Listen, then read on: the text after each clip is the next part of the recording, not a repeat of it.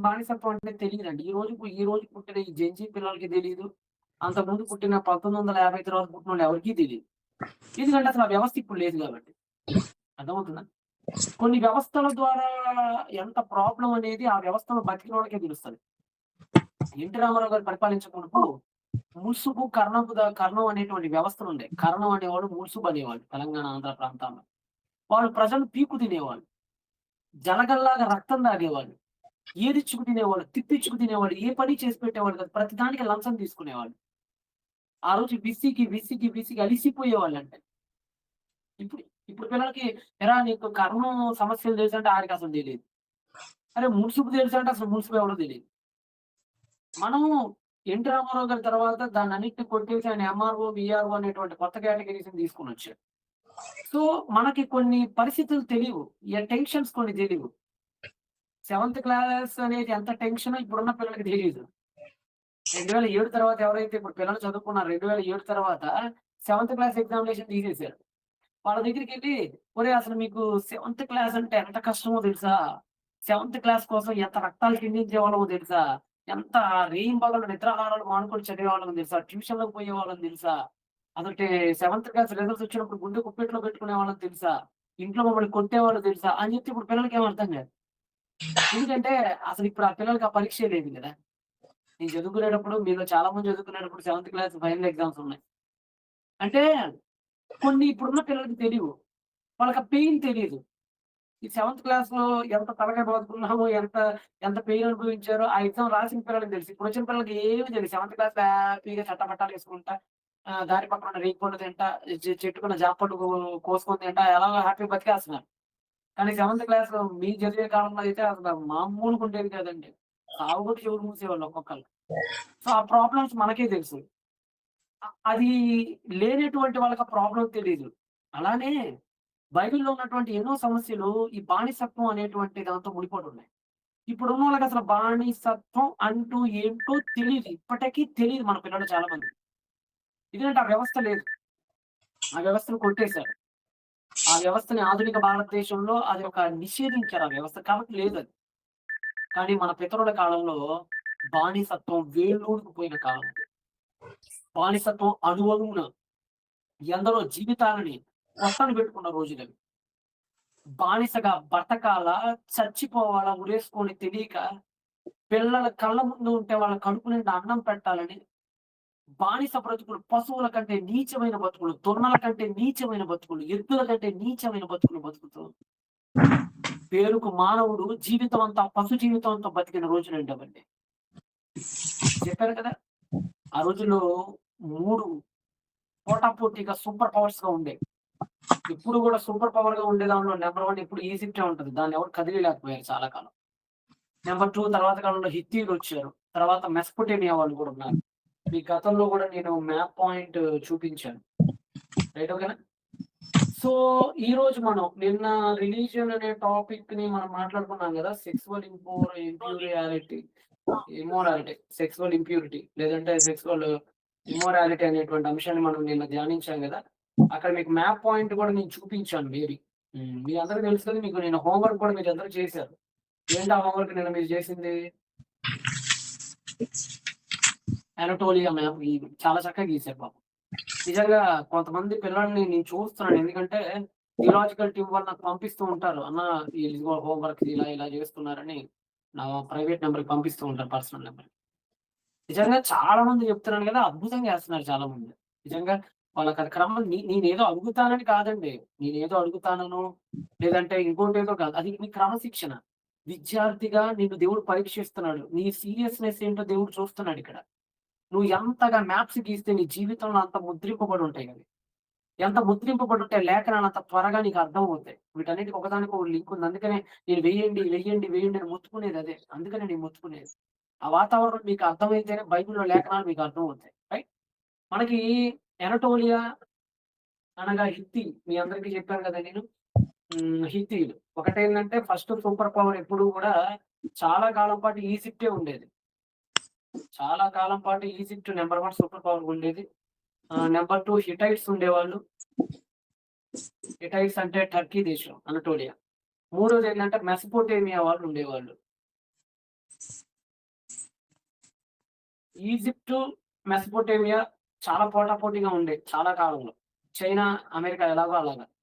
China, America, Russia ఎలాగో అలా ఉండేదన్నమాట ఈ 3 గూడా. ఇవి ఈజిప్ట్ ఎప్పుడు గూడా అమెరికా రేంజ్‌లో ఉండేది. మొదటి నుంచి కూడా ఈజిప్ట్ అంటే భయం కొద్దిగా. హిట్టైట్‌లేందంటే అప్పుడే ఎదుగుతున్నటువంటి వాళ్ళు. చైనా టైప్ వీళ్ళు. హిట్టైట్‌లేందంటే చైనా. టెక్నాలజీలో చాలా ముందున్నారు. ఈజిప్ట్‌కి, హిట్టైట్‌లకి ఎన్నో యుద్ధాలు జరిగినప్పుడు కూడా ఈ ప్రపంచంలోని మొట్టమొదటి శాంతి ఒప్పందం, అంతర్జాతీయ శాంతి ఒప్పందం ఏంటి అని మిమ్మల్ని ఎవరైనా క్వెషన్ గనక అడిగితే కళ్ళు మూసుకొని హిత్తీయ సామ్రాజ్యానికి, ఐగుప్తు సామ్రాజ్యానికి జరిగినటువంటి కాదేశు శాంతి ఒప్పందం అని జెప్పి తీరాల్సిందే. ఎందుకంటే మొట్టమొదటి అంతర్జాతీయ శాంతి చర్చలు, ఒప్పందం వీళ్ళిద్దరికే జరిగింది. ఎవరిద్దరికీ? ఇక్కడ ఉన్నటువంటి ఈజిప్ట్‌కి, ఇక్కడ ఉన్నటువంటి హిట్టైట్స్. మెసపోటేమియా రష్యా టైపు. అది ఎప్పటినుంచో ఉంది. అలా ఉండిద్ది. దాన్నెవడు ఏం జేయడు. అలాగా కొట్టుకుపోతా ఉంటదనమాట. కానీ మెసపోటేమియా ఇంపార్టెంటే, హిట్టైట్స్ ఇంపార్టెంటే, ఈజిప్ట్ ఇంపార్టెంటే. నేను చెప్పేటప్పటికి మీకు మ్యాప్‌లు బ్రెయిన్‌లో వెళ్ళిపోవాలి. నేను చూపిను పదే పదే. మీరు కళ్ళు మూసుకోగానే ఈజిప్ట్ ఇటువైపు ఉంటది కింద. ఆ పైకెళ్తే టర్కీ వస్తది ఎనటోలియా. అటునుంచి ఇటువైపు కిందకొస్తే మెసపోటేమియా ఉంటది. మీకు ఆ మ్యాప్ తొందరగా రైజ్ అయిపోవాలి. ఈ మూడిటికి మధ్యలో కనాన్ ఉంటది.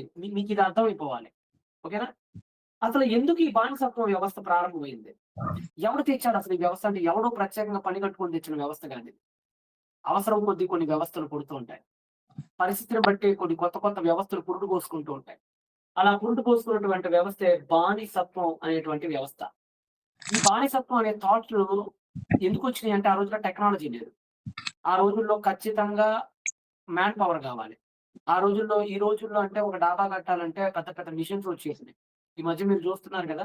ప్లాస్టింగ్ చేసే మిషన్స్ వచ్చేసినియి. సిమెంట్ కలిపే మిషన్స్ వచ్చేసినియి. రకరకాల ప్రయోగాలు చేసేస్తున్నారు. ఈ మధ్య 100 మంది చేసే పని ఒకళ్ళిద్దరు చేసేస్తున్నారు. ఈరోజు వ్యవసాయంలో ఒకప్పుడంటే అందరూ ఎందరో కూలోళ్ళని పెట్టుకొని కోత కోయించుకుంటూ రావాలి. కానీ ఈరోజు ఒక మిషన్ ఉంది. ఆ మిషన్ ఆన్ చేసుకుంటే ఆ ఒక్క వ్యక్తి ఆ పైనకి ఎక్కాడంటే మొత్తం ఎకరాల ఎకరాల పొలం అంతా ఆ ఒక్క వ్యక్తి చేసేస్తాడు. ఈరోజు టెక్నాలజీ పెరిగింది కాబట్టి పనులు తగ్గినియి. మ్యాన్ పవర్ తగ్గింది. అది క్రీస్తుకు పూర్వం 1500 సంవత్సరాల కిందట. ఆ రోజుల్లో టెక్నాలజీ అంతగా లేదు. అంతగా కాదు అసలు ఈ రోజుతో పోలిస్తే అసలు టెక్నాలజీనే లేదని చెప్పొచ్చు. అప్పుడు ఉండాల్సిన టెక్నాలజీ అప్పుడు ఉందిలెండి. అదేంటనేది మీకు తర్వాత స్కిల్స్ అనే లెసన్‌లో చెప్తా. ఈ రోజుతో పోల్చి చూస్తే కనీసం ఆమడించంత కూడా లేనటువంటి టెక్నాలజీ. ఏ పని చేయాలన్నా హ్యూమన్ పవర్, హ్యూమన్ రెక్కలే కారణం. ఏ పని చేయాలన్నా సరే మానవుడి భుజాలతోనే ఆ పని చేయగలగాలి. అలాంటి రోజులవి. పెద్ద పెద్ద జిగ్గూరాట్ లాంటి దేవాలయాలు మెసొపొటేమియాలో కట్టిన, పెద్ద పెద్ద పిరమిడ్ల లాంటివి ఇక్కడ ఇటువైపు కట్టిన ఈజిప్ట్‌లో వేల, లక్షల మంది రోజు కావాల్సినటువంటి పరిస్థితి అక్కడ కూలీ కింద. సో, వ్యవస్థ ఒకటి ప్రారంభమైందలా. మొట్టమొదట అసలు బానిసత్వం రావడానికి గల ప్రధాన కారణం ఏంటంటే, మొదటిది యుద్ధాలు. ఆ రోజుల్లో సహజంగా ఎవరి ఆధిపత్యం కోసం వాళ్ళు యుద్ధాలు చేసేవాళ్ళు. ముఖ్యంగా ఈజిప్టోడిని కొట్టే వాడే లేడసల. ఈజిప్టోడు ఎంత తెలివిగల్లోడు మీకు తర్వాత పాఠాల్లో చెప్తాను. మైండ్ పోద్ది. చెదిరిపోద్దనమాట మైండ్. వాడి గురించి చెప్తా మీకు ఈజిప్టోడు ఎట్లాంటోడో, యెహోవా బాహుబల్యం అంతకంటే ఎంత గొప్పదో తర్వాత చెప్తా మీకు. 2 దేశాల మధ్య యుద్ధం జరిగినప్పుడు ఓడిపోయిన సైనికులుంటారు గదా! ఓడిపోయిన సైనికులు ప్రజలను చంపేరు. వాస్తవానికి సైనికుల్ని చంపితే ఏమొచ్చిద్దండి? ఏమి రాదు. ప్రజల్ని చంపితే ఏమొచ్చిద్ది? ఏమి రాదు. అదే వాళ్ళకి సంకెళ్ళేసి లాక్కుపోయి వాళ్ళని శుభ్రంగా ఎవరో పని చేపించుకుంటే మ్యాన్ పవర్‌తో కలిసొస్తది గదా! వీళ్ళకి. అందుకని జెప్పేసి ఓడిపోయిన సైనికుల్ని ఏం జేసేవాళ్ళంటే, గెలిచిన వారు తమ దేశానికి బానిసలుగా తీసుకెళ్ళిపోయేవాళ్ళు. సో, బానిసత్వ వ్యవస్థ రావటానికి ఒక కారణం ఏంటంటే యుద్ధం. ఎందుకు యుద్ధంలో చంపేయాలి అనే ఒక థాట్ పుట్టింది ఒక మానవుడికి. ఆరంభంలో యుద్ధం చేసాం. ఎందుకు చంపేయాలి ఈళ్ళని? ఇలా చంపేయడం వల్ల మాకేంటి లాభం? ఏడుస్తున్నారు. ఏడవటం వల్ల నాకేంటి అనే ప్రశ్న నుంచి వీడిని చంపకుండా వీడిని వాడుకోవటం బెటర్ కదా! అని సంసోన్ గారిని ఎలాగైతే తీసుకెళ్ళి బంధించారో, బంధించి అక్కడ అవి తిప్పటానికి ఎలాగైతే పెట్టుకున్నారో, అలా ఆ థాట్ మానవుడికొచ్చినప్పటి నుంచి బానిసత్వం అనేటువంటి ఒక వ్యవస్థ పుట్టిందనమాట. నెక్స్ట్ నంబర్ 2 ఏందంటే అప్పులు. అవసరం కొద్దీ అప్పులిస్తాం. అప్పులు కట్టుకోలేరు. అప్పులు కట్టుకోలేక అరిసి సేవ్ చేసుకోవటం ఎందుకు? కాబట్టి వాడిని, ఆడి భార్యని, వాడి పిల్లల్ని మన ఇంట్లోనే పెట్టుకొని, మన ఇంట్లో చాకిరీ, గొడ్డు చాకిరీ చేపిస్తే పోలా? అలా పడుంటాడు గదా! సెక్స్ కోసమైతే బానిసలాగా లాగుడు పడుండిద్ది. ఈ పనేమన్నా దున్నపోతులు పనులు చేయాలంటే వీడు బరువుంటాడు. చిన్న చిన్న ఇంట్లో పనులు చేయాలంటే ఆళ్ళ పిల్లలు బరువుంటారు గదా! అని జెప్పేసి అప్పుల కోసం ఎవరైనా అప్పు తీర్చలేకపోతే అప్పుకు బదులుగా తనను తాను లేదా తన పిల్లలను అప్పు ఇచ్చిన వ్యక్తి బానిసలుగా అమ్ముకునేవారు. అంటే బానిసలుగా అమ్ముకోవడానికి నెంబర్ 2 ఏంటంటే అప్పుల వల్ల బానిసత్వ వ్యవస్థ ముందుకెళ్ళింది. నెక్స్ట్ నెంబర్ 3 ఏంటంటే దారిద్ర్యం. దారిద్ర్యం అంటే పావర్టీ, పేదరికం. తినటానికి తిండి లేని పరిస్థితి. ఆ రోజు కరువులు కదా! అంతెందుకండి మన గోదావరి నది ఉంది గదా! ఇక్కడ కూడా కాటన్ దొర కట్టకముందు అన్ని నీళ్లుండేవి గావు గదా! కాటన్ దొర కట్టబట్టి ధవళేశ్వరం ఇవన్నీ కట్టబట్టి నీళ్లు నిలబడబట్టి పంటలు వండుతున్నాయి. ఒకప్పుడేవి కరువులొస్తే అల్లాడిపోయేవాళ్ళు. ఏసీ కాలేజ్ అని మా గుంటూరులోకి ఏసీ కాలేజ్ ఉంటది. కరువులొచ్చి అత్తలాకుతలం అయిపోతున్నప్పుడు అందరికి భోజనం పెట్టింది ఆ కళాశాల ఏసీ కళాశాల. Andhra Christian college. సో, ఆ రోజుల్లో కరువులొచ్చాయి. కరువులొస్తే తినటానికి దిక్కుండేది గాదు. అబ్బబ్బబ్బా! అని దేశాల బట జోళీలు పట్టుకొని పోయేవాళ్ళక్కడ. అలా పోయినప్పుడు తీవ్రమైన కరువొచ్చినప్పుడు ఆకలితో చనిపోవడం కంటే ఎవరి దగ్గరైనా బానిసగా చెప్తే కనీసం అన్నమైనా దొరుకుతుంది అనేటువంటి ఉద్దేశంతో బానిసత్వం అనేది మూడవ కారణానికి కారణమైంది. ఇక నాలుగోదంటారా నేరాలు. దొంగతనం చేసినప్పుడు గాని, తాము దొంగిలించిన పరిహారం కట్టకపోతే గాని వాళ్ళని కూడా బానిసలుగా ఈడ్చుకుపోయేవాళ్ళు. ఇలాగ మొత్తం గూడా 4 కారణాలు బానిసత్వం పేటరేగటానికి గల కారణమే. 1 యుద్ధాలు, 2 అప్పులు, 3 పోవర్టీ, 4 వచ్చేటప్పటికేమో నేరాలు. ఈ 4 కారణాలు బానిసత్వం అనేటువంటి ఆ వ్యవస్థకి ప్రధాన కారణమైంది. సో, అలాగా ఇప్పుడు యుద్ధ ఖైదీలు. ఇప్పుడు ఫర్ ఎగ్జాంపుల్ మనం మొదటి కారణానికొద్దాం. మీకు బైబిల్‌లోని కొన్ని చాప్టర్స్ మీకు తెగాలంటే ఇది మీకు అవసరం. దేవుని గొప్పతనం మీకు తెలియాలంటే ఈ లెసన్ మీకు అవసరం. యుద్ధ ఖైదీల నిర్వహణ, management of prisoners of war. వార్‌లో ఎవరైనా కొన్నిసార్లు యుద్ధాలు జరిగినప్పుడు సైనికులందరూ కొన్నిసార్లు అయిపోయింది మా సీన్ అనుకున్నప్పుడు చేతులు 2 ఎత్తేస్తారు పైకి. ఎందుకంటే చావలేరు, అందుకని పోరాడలేరు. స్పార్టా వీరులు గాదు గదా! అందరూ.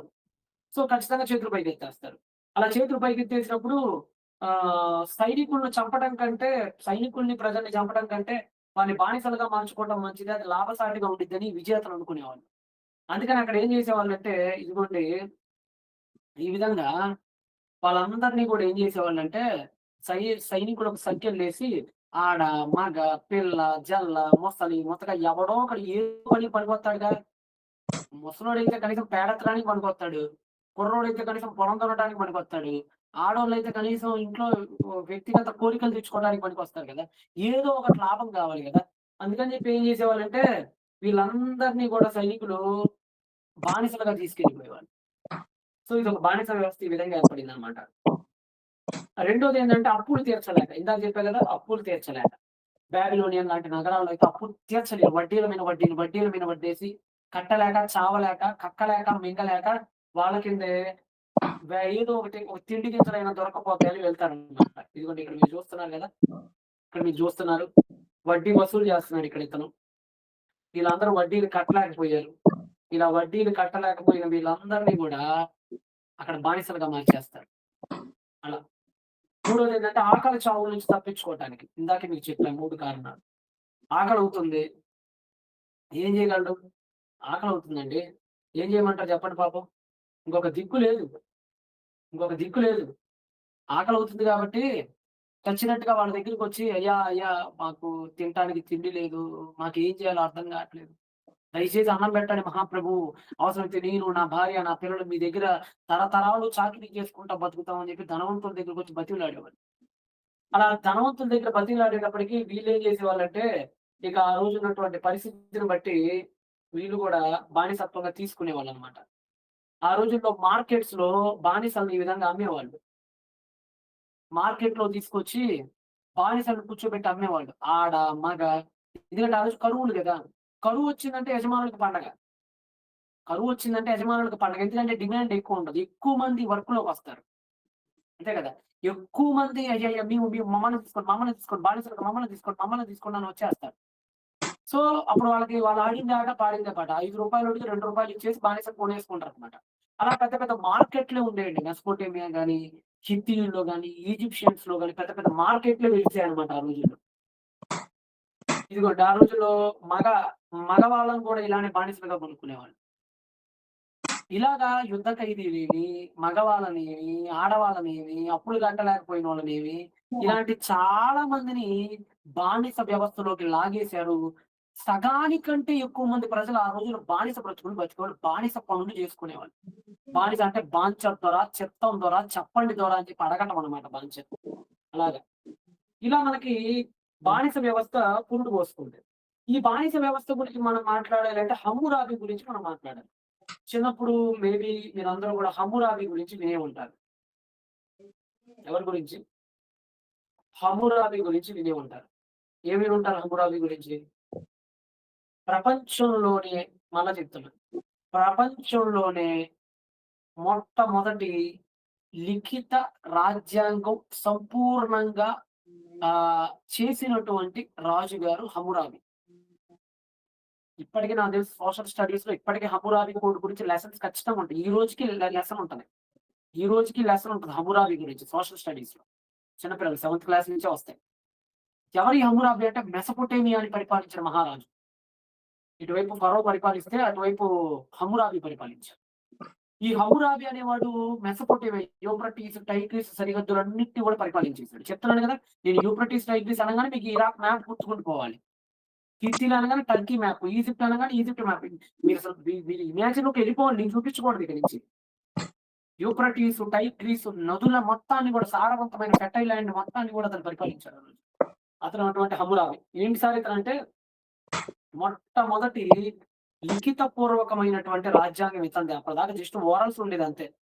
లిఖిత పూర్వకమైనటువంటి రాజ్యాంగాన్ని సంపూర్ణంగా అంటే అంతకు మునుపు ఒకటి అలా కొద్ది కొద్దిగా ఉండేవి. కానీ దానికొక క్రమశిక్షణ, దానికొక సెట్టింగ్‌ని తీసుకొనొచ్చి ప్రజల్లోకి చాలా ప్రభావవంతంగా తీసుకెళ్ళి ప్రజలందరూ చదువుకోవటానికి వీలుగా అక్కడక్కడ శిలాశాసనాల రూపంలో పెద్ద పెద్ద స్ట్రీట్స్ రూపంలో కట్టించినటువంటి వ్యక్తి హమ్మురాబి. ఎప్పటి వ్యక్తి అయ్యా ఇతనంటే 18వ శతాబ్దం క్రీస్తుకు పూర్వం అన్నమాట. ఇతను 18థ్ సెంచరీ బీసీకి చెందినటువంటి వ్యక్తి. అనగా మన పితరులైనటువంటి అబ్రహాము, ఇస్సాకు, యాకోబుల కాలం అది. కరెక్ట్‌గా అబ్రహాము, ఇస్సాకుల, యాకోబుల కాలంలో అక్కడ అటువైపు హమ్మురాబి ఉన్నాడు. అటువైపు హమ్మురాబి ఉన్నప్పుడు ఇస్సాకు, యాకోబులు ఇటువైపు కనపడుతుంటారన్నమాట. అలా బాబిలోనియన్ సామ్రాజ్యం 6వ రాజు. ప్రపంచంలోని ఇదిగోండి ఇక్కడ ఇచ్చారు చూడండి ఆల్రెడీ. ప్రపంచ చరిత్రలోనే మొట్టమొదటిసారి ఒక క్రమబద్ధమైన లిఖితపూర్వకమైన చట్టాన్ని అందించిన పాలకుడిగా అతను చిరస్థాయిగా నిలిచిపోయాడు. ఇప్పటికి సోషల్‌లో గాని, ఇప్పటికి సివిల్ ఎగ్జామ్స్‌లో గాని, యూపీఎస్సీలో ప్రతి ఎగ్జామ్‌లో కూడా ఏదో ఒక కోణంలో ఇతని గురించి ఒక మాట అడుగుతారు ఖచ్చితంగా. అలాంటి గొప్ప స్థానం హమ్మురాబికి ఉందన్నమాట. ఈ హమ్మురాబి న్యాయస్ఫూర్తి అనేది చాలా ఫేమస్ అండి. మీకు ఇదిగోండి హమ్మురాబి ఎలా ఉంటాడో చూపిస్తున్నాను చూడండి. ఇదిగోండి 1792 నుంచి 1750 మధ్య కాలం ఇతను. ఎప్పుడు 1792 నుంచి 1750 మధ్య కాలం. ఈ ఎక్కడెక్కడ పరిపాలించాడు ఇతను? ఇదిగోండి ఇంకొక ఇమేజ్ కూడా చూపిస్తున్నాను చూడండి. ఎక్కడెక్కడ పరిపాలించాడు ఇతను? హమ్మురాబి అండి. ఇప్పుడు మీరు చూస్తున్నటువంటి వ్యక్తి ఎవరయ్యానంటే హమ్మురాబి. హమ్మురాబి. ఈ హమ్మురాబి అనే వ్యక్తి ఇదిగోండి మీకు ఇందాక చెప్పాను కదా నేను. ఈ ల్యాండ్ మొత్తాన్ని కూడా అతనే పరిపాలించాడు. ఎవరు? హమ్మురాబి గారే ఈ ల్యాండ్ మొత్తాన్ని కూడా పరిపాలించారు. ఏ ల్యాండ్? ఇక్కడ మీరు చూస్తున్నటువంటి ఫెర్టైల్ ల్యాండ్. ఇక్కడ మీరు చూస్తున్నారు కదా ఆల్రెడీ ఎంత ఇదిగోండి ఇదంతా కూడా యూఫ్రటీస్ నది మీకు కనపడుతుంది అక్కడ. టైగ్రిస్ నది కూడా మీకు కనపడుతుంది ఇక్కడ. ఓ పక్క యూఫ్రటీస్ నది, ఓ పక్క మీకు రెడ్ కలర్‌లో పింక్ టైప్‌లో దాన్ని ఏమనొచ్చు ఆనియన్ కలర్ అనొచ్చు కదా దాన్ని. ఆనియన్ పీచ్ టైప్‌లో ఉన్నటువంటి ఆ ల్యాండ్ మొత్తాన్ని కూడా హమ్మురాబి పరిపాలించారు. కిందున్న పర్షియన్ గల్ఫ్ దాకా. కిందున్న పర్షియన్ గల్ఫ్ నుంచి పైన సిరియా, టర్కీ బోర్డర్ దాకా ఆ నదికటు, ఈ నదికిటు 2 నదుల మధ్య ఉన్నటువంటి ప్రాంతాన్ని మొత్తాన్ని కూడా హమ్మురాబి పరిపాలించాడు.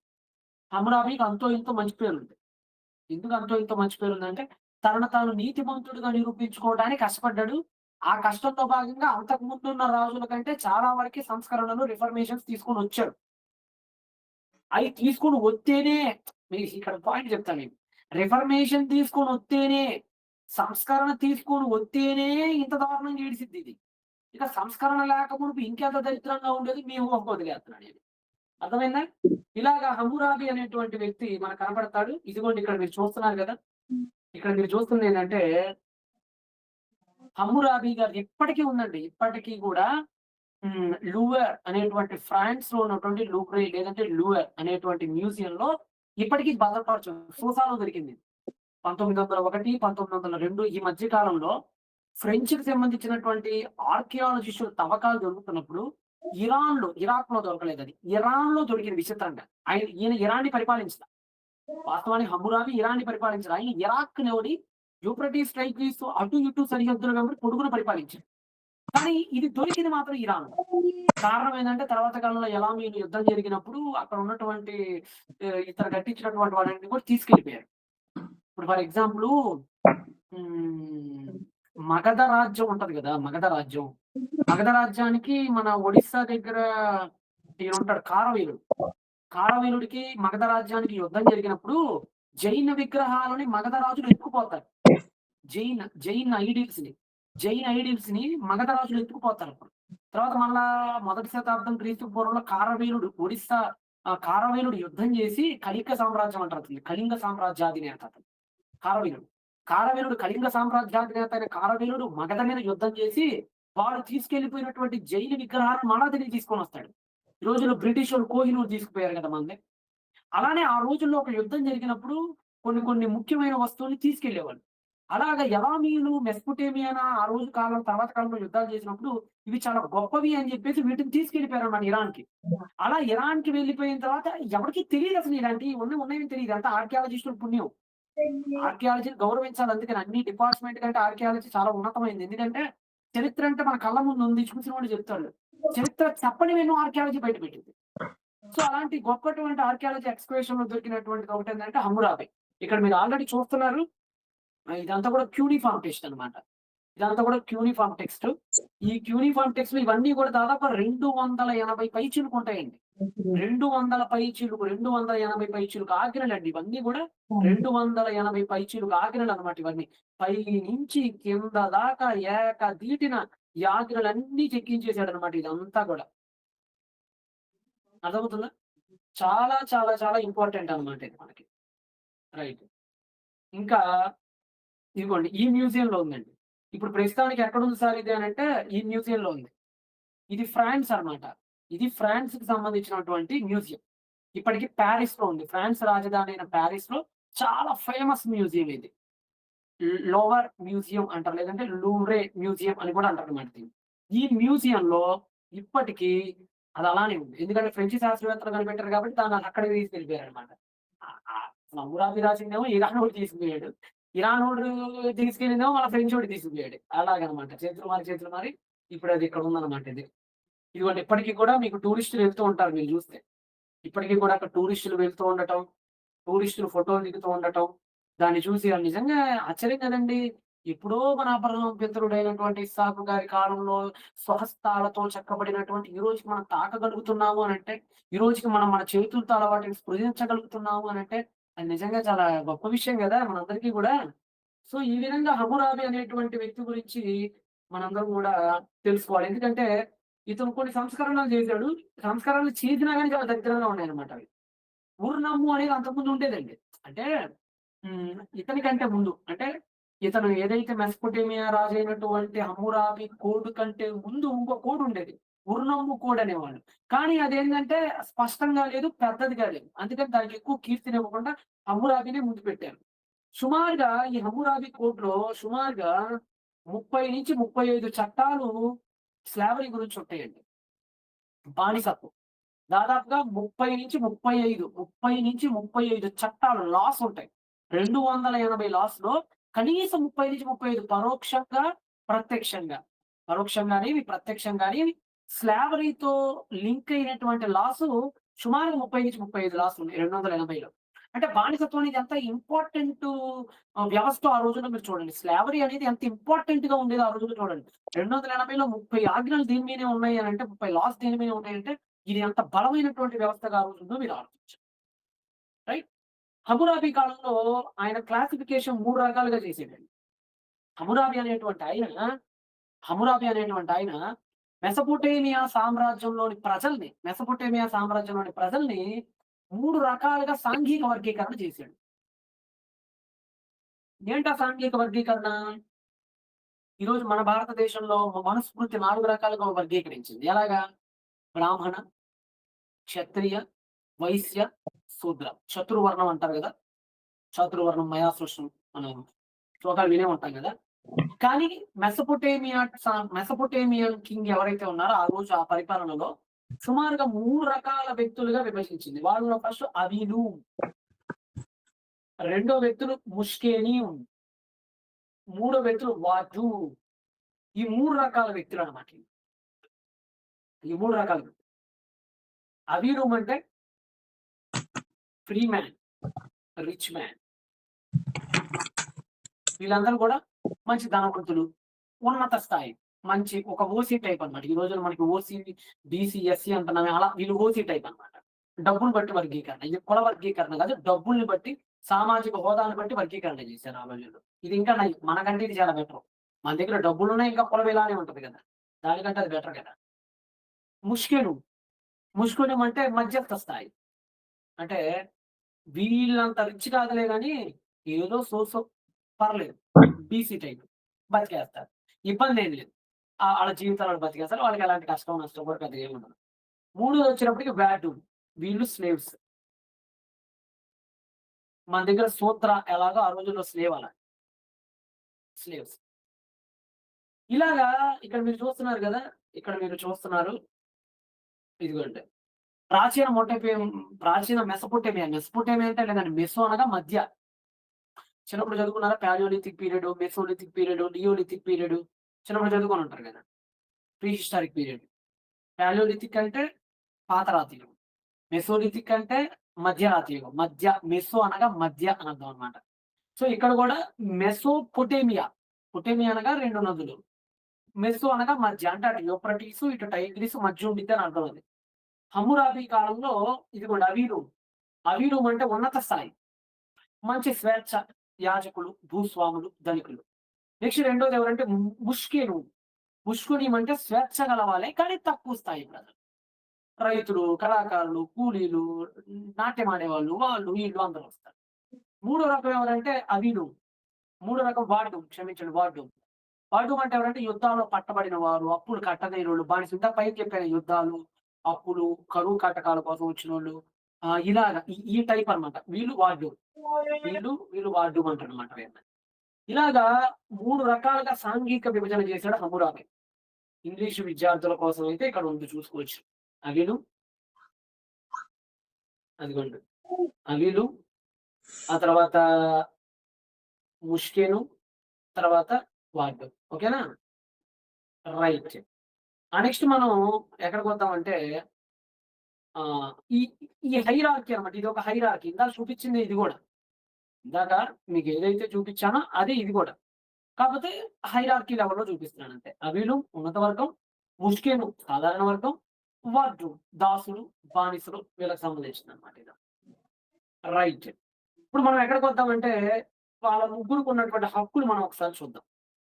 వాళ్ళ ముగ్గురికి ఉన్నటువంటి హక్కులేంటంటే, ఒకటి వీరు భూమిని మరియు అన్ని హక్కుల్ని కలిగిన అత్యున్నత ప్రభువర్గం.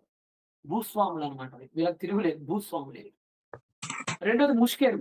వీరు ప్రభుత్వ రక్షణలో ఉండే సాధారణ పౌరులు. ఇందాక చెప్పాను కదా! అదే. వార్డు యజమానుల కింద పనిచేసే బానిసలు, సామాజిక. అంటే వార్డు మీద ఎక్కువ ఉంటాయన్నమాట వార్డు. వార్డూమ్ అంటే బానిసలు. వార్డూమ్ అంటే బానిస. ఇప్పుడు ఈ బానిసల గురించి 30-35 లాస్ ఉన్నాయి. అదే నేను చెప్తుంది. ఈ బానిసల గురించి 30-35 లాస్ ఉన్నాయి. దేనిలో ఉన్నాయి 30-35 లాసు? ఇదిగోండి వీటిల్లో ఉన్నాయి. 30-35 లాస్ ఉన్నాయి. ఇది ఆ రోజుల్లో పెద్ద జాలి, కరుణ, మహా గొప్ప రాజ్యాంగంగా అనుకునేవాళ్ళు ఆ రోజుల్లో వాళ్ళు దాన్ని. దానిలోనే ఎలా ఉందో ఇప్పుడు మీరు చూస్తారు. దానిలో 15, 16, 19 అండి. లాస్ట్‌లో 15, 16, 19లో ఇలా ఉంటది. ఎలా ఉంటదంటే పారిపోవటం మరియు సహాయం. బానిసలు ఎవరు కూడా పారిపోవటానికి వీల్లే. వార్డూమ్ ఎవరు కూడా పారిపోవటానికి వీల్లే. ఒకవేళ పారిపోయినా, అలా పారిపోవటానికి ఎవడైనా సహాయం చేసినా వాడు చచ్చాడు. ఉన్నత శ్రేణి జాలి, దయతో కూడినటువంటి ఆ చట్టంలో రాయబడిన మాటలు ఇప్పుడు మీకు చెప్తున్నాను. ఇది చూస్తే అర్థమైద్ది. బైబిల్ ఎంత గొప్పదో మీకు. బైబిల్ ఎంత సంస్కరణ చేసిందో ఆ మిడిల్ ఈస్ట్‌ని. బైబిల్ మధ్య ప్రాచ్యంలో ఎంత కడిగేసిందో, ఎంతగా దేవుడు తన ప్రజల్ని ఎంత అద్భుతంగా తీర్చిదిద్దాడో మీకిప్పుడు అర్థమవుతది ఇయన్నీ చదువుతుంటే, వింటుంటే. ఇక్కడేంటంటే రాజు బానిస లేదా సామాన్యుడు బానిస నగర ద్వారాల గుండా తప్పించుకోవడానికి సహాయం చేసిన లేదా పారిపోయిన, బానిసని తన ఇంట్లో ఆశ్రయం ఇచ్చిన శిక్ష మరణమే. ఏ శిక్షట? ఈ వార్డూమ్లు బానిసలు తట్టుకోలేరండి. విపరీతమైన ఎద్దు చాకిరి, గొడ్డు చాకిరి అండి. దున్నపోతు కూడా తట్టుకోలేదండి. అంత భయంకరమైన చాకిరీలు పెడతారండి ఆళ్ళని. సో, అప్పుడప్పుడు కొన్నిసార్లు పారిపోతుంటారు వాళ్ళు. తట్టుకోలేక పారిపోతుంటారు. అలా పారిపోయినా గాని, అలా పారిపోవటానికి ఎవడైతే సహకరిస్తాడో వాడు గాని, లేదంటే అలా పారిపోయినోళ్ళని ఒకప్పుడు రాహాబు గనక తన ఇంట్లో దాచిపెట్టుకున్నాడు ఎవడైతే దాచిపెట్టుకుంటాడో వాడు గాని. మనకు 3 ఉన్నాయి. ఒకటి బానిస, 2 సహాయం చేసినోడు, 3 ఇంట్లో ఆశ్రయం ఇచ్చినోడు. ఈడైనా, ఈడైనా, ఈడైనా ఒక్కసారి గనక చిక్కారంటే ఇక శరణ్యమే వాళ్ళకి ఊరే ఇక. చావే ఇక ఆళ్ళకి మరో దిక్కు లేదు. చూడండి ఆ రోజుల్లో ఎలా పారిపోవటానికి ప్రయత్నిస్తున్నారో చూడండి. ఆ రోజుల్లో ఇలాగా తట్టుకోలేక నిచ్చెనలెక్కేసి పైనుంచి దూకి పారిపోవటానికి ప్రయత్నించేవారు. ఇలా పారిపోవటానికి ప్రయత్నించినప్పుడు ఇదిగోండి, ఇలా పారిపోవటానికి ప్రయత్నించినప్పుడు ఇలా నగరం దాటేసి, గోడలు దాటేసి పారిపోతుంటారు గదా!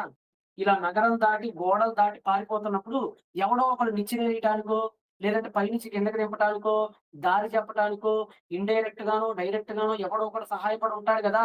ఆడు చచ్చాడే. ఈడికిక క్షమాపణ లేదనమాట ఇంకీడికి.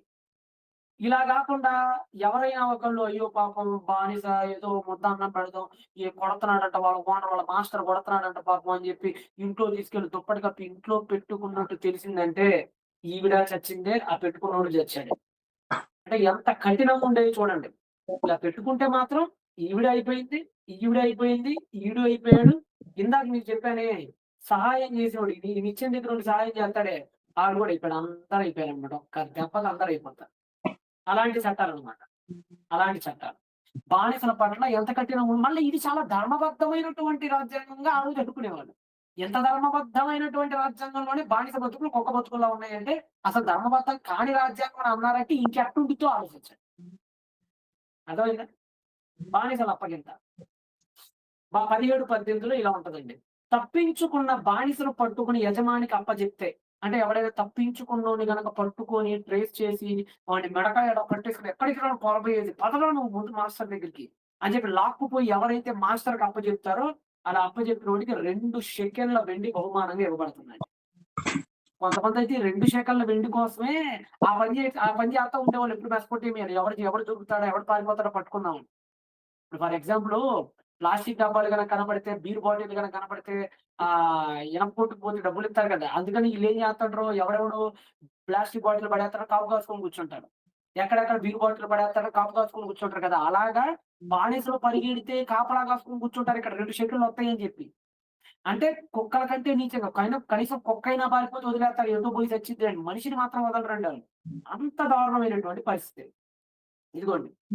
ఎవడైతే ఇక్కడ తీసుకొనొస్తాడో ఎవడైతే, ఎవడైతే ఇక్కడ తీసుకొనొస్తాడో వాడు, వాడు 2 షెకెల్‌లు. ఎవడైతే ఇదిగోండి ఇక్కడ అప్పచెప్పాడు గదా! ఇక్కడ అప్పచెప్పాడు గదా! ఇలా అప్పజెపితే గనక ఆ మాస్టర్ గారు ఆ ఖైదీని అప్పజెప్పినందుకు గాను 2 షెకెల్‌ల వెండిని అతనికిస్తాడు. అంటే అసలు మనుషులుగా చూసారా? పశువులుగా చూసారా? మీ ఊహకే వదిలేస్తున్నానండి ఈళ్ళని. ఓకేనా? నెక్స్ట్ బానిసల పట్ల కఠిన నియమాలుండేవి. ఎంత కఠిన నియమాలుండేయంటే బానిసల పట్ల ఇదిగోండి పారిపోతే మరణశిక్ష. తప్పించుకోవడానికి వీల్లేదు. పారిపోయాడంటే చచ్చాడే. ఆ బానిసను వేటాడి అప్పజెప్తే గనక 2 షెకల్‌ల వెండి. ఒకవేళ బానిస యజమాని పేరు చెప్పడానికి నిరాకరిస్తే అతనికి రాజభవనానికి తీసుకెళ్ళి గుర్తింపు ప్రక్రియ కూడా పూర్తి చేస్తారు. అంటే ఒకవేళ బానిస దొరికాడు. ఓనర్ పేరు చెప్పట్లేదనుకో కనీసం వదిలేయరు. లాక్కుపోయి పొలాల్లోకి అందరిని పిలిచారు. ఈడెవడు బానిస చూసుకోండి రండిరా అని చెప్పి కుక్కని సంకెళ్ళతో పెట్టి కట్టేసి కింద కూర్చోబెడతారనమాట అక్కడ. అంతటి దారుణమైనటువంటి వ్యవస్థ అన్నమాట. ఇదిగోండి ఇక్కడ ఇతను సహాయం చేస్తున్నాడు. ఇక్కడ మీరు చూస్తున్నది ఏంటంటే ఇదిగోండి ఇక్కడ పారిపో అని చెప్పి సహాయం చేస్తున్నాడు ఇక్కడ ఇతను. ఇలా సహాయం చేస్తున్నాడు చూసారా పక్కన దయార్థ హృదయుడు వీడైపోయినట్టే. వీడైపోయినట్టే. ఇక్కడ ఒక ఆవిడ పాపం ఆడ బానిస తప్పిపోతే లోపల పెట్టింది కదా! పాపం దాక్కో అమ్మ నువ్వు ఆడపిల్లవమ్మని ఇప్పుడు పాపం వస్తదయ్యా మా ఓనర్ గారు చిరుకుతున్నాడు, రోజు నన్ను చంపుతున్నాడు, నేను తట్టుకోలేకపోతున్నాను ఆడపిల్లని చెప్పిందనుకోండి. పారిపోయి ఎవరి ఇంట్లోకెళ్ళి దూక్కుందనుకోండి. ఆ పారిపోయిన ఆవిడ, ఆ పారిపోయిన ఆవిడకి ఆశ్రయం ఇచ్చినోళ్ళు అందరూ చచ్చారు. ఆశ్రయం ఇవ్వకూడదు, పారిపోకూడదు, సహకరించకూడదు, జాలి కలగకూడదు. చూసి కళ్ళెదుటే ఏం జరుగుతుందో చూస్తూ ఊరుకోవాలంతే. అది వార్డ్‌రూమ్‌ల యొక్క పరిస్థితి అన్నమాట ఆ రోజుల్లో. ఇకపోతే దెబ్బలు తట్టుకోలేక, దెబ్బలు తట్టుకోలేక ఎవడైనా ఒకడు గనక తిరుగుబాటు చేసాడనుకో, ఎదిరించాడనుకో, "మాస్టర్ గారు అసలు మీరు ఎంత దారుణమైన పని చేపిస్తున్నారు నన్ను. నా వల్ల కావట్లేదు సార్. నేను చేయను. నేను వెళ్ళిపోతాను. నన్ను వదిలిపెట్టండి" అని చెప్పి వ్యాజ్యం ఆడాడనుకో, ఎవరితో? తన యజమానితో. అలా ఎవడైతే వ్యాజ్యం ఆడతాడో ఇదిగోండి. ఇక్కడ మీరు చూస్తున్నారు గదా! ఇక్కడ వ్యాజ్యం ఆడుతున్నాడు. తన యజమాని తట్టుకోలేకపోతున్నాడు. దెబ్బలు తట్టుకోలేక వ్యాజ్యం ఆడుతున్నాడు. "ఏంటి మీరు చేసేది? మీరు నాకిస్తుంది ఎంత నాతోటి? నీ మనిషినా? పశువునా? నేను కూడా మనిషినేనయ్యా. నేనంత చేయలేనయ్యా. నా వల్ల కావట్లేదయ్యా. నేను చచ్చిపోవాలనిపిస్తుందయ్యా" అని చెప్పి గనక వ్యాజ్యం ఆడాడనుకోండి, ఇక చచ్చాడేనండి ఆడు. వ్యాజ్యం ఆడాడంటే ఇదిగోండి. వ్యాజ్యం ఆడాడంటే అక్కడికి తీసుకెళ్ళిపోతారు. తీసుకెళ్ళిపోయి కత్తి తీసుకొనొచ్చి చెవిని అలా లాగి నరికి పడేస్తాడు చెవిని. ఒప్పుకోరు. ఒప్పుకోరు. చెవి మొత్తాన్ని ఇదిగోండి. చెవి మొత్తాన్ని కోసి పడేస్తారు. ఇది పోయిద్దనమాట ఇక. ఇక ఇది పని చేయదు. చెవి పని చేయదు. శిక్ష. వ్యాజ్యమాడాడా, యజమానికి ఎదురు తిరిగాడా, ఎంత పని నేను ఎలా చెయ్యాలయ్యా అని అన్నాడా, కత్తి తీసుకొని చెవులు నరికి పడేస్తారు. అంత దారుణమైనటువంటి శిక్షలు హమ్మురాబి కాలంలో ఉండేది. ఇప్పటికి చెప్తున్నా, ఇవన్నీ ఉన్న చట్టం ఉంది చూసారా? అది ఆ రోజులోనే దయార్థ చట్టం అనిపించుకుందంటే, ఇంకెంత దరిద్రంగా ఉండేదో ఆ రోజు మీరు ఆలోచించండి. ఇదే ఇంత దయార్థ చట్టం అంటున్నారంటే, ఇక దయార్థం కాని చట్టం అని అనాలంటే, ఇక అది ఎంత నికృష్టంగా ఉండాలో మీరు ఆలోచించండి. అర్థమవుతుందా? అప్పుడు సమస్యలు కూడా అంతే. ఎవడైనా అప్పుల పాలైపోయి డబ్బులు కట్టలేక ఉంటే గనక 3 ఏళ్ల పరిమితి అప్పు తీర్చకపోతే భార్యని ఒకవేళ అప్పు తీర్చలేదనుకోండి, భార్య, పిల్లల్ని 3 ఏళ్ల పాటు శ్రమకు పంపాలి. 4 ఏళ్ల దాకా కష్టపడి చస్తానే ఉండాలన్నమాట. ఇంతటి దారుణమైన పరిస్థితి అక్కడ ఉండేది. అర్థమవుతుందా? ఇక్కడ మిఠాని కింగ్‌డమ్ అని ఒకటి ఉండేదండి. మిఠాని. అది మనకి ఇప్పుడే అంత అవసరత లేదు గానీ, అది కూడా ఇరాన్, ఇరాక్ పరిసర ప్రాంతాలే పరిపాలించింది. మిథాని భాషకి, సంస్కృత భాషకి చాలా దగ్గర సంబంధం ఉంటది. మిథానీకి, సంస్కృతానికి చాలా దగ్గర సంబంధం ఉంటది.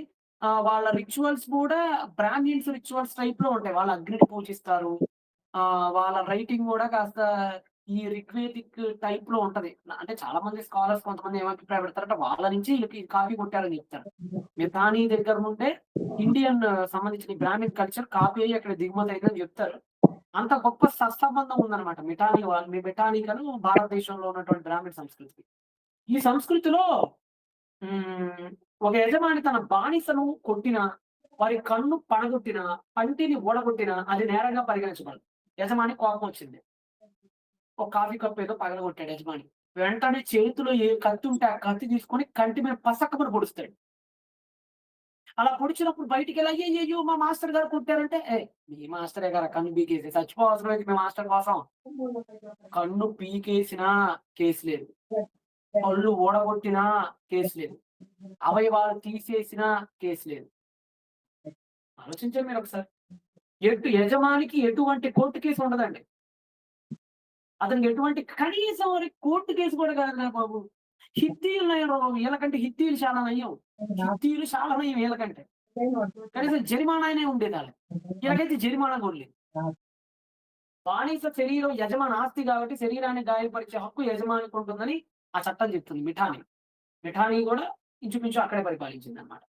ఇక ఇంకెంత దారుణం అంటే వైద్యం దగ్గరికి వద్దాం. అంటే ఎంత దారుణంగా ట్రీట్ చేసేవాళ్ళు ఎవరిని? బానిసల్ని. ఎంత దారుణంగా ట్రీట్ చేసేవాళ్ళు అనంటే, ఇక్కడ మీరు చూడండి. బానిసకి ఏదైనా రోగం వచ్చిందనుకోండి. బానిసకి ఏదైనా రోగం వచ్చింది. ఒకవేళ వైద్యుడి దగ్గరికెళ్ళాడు.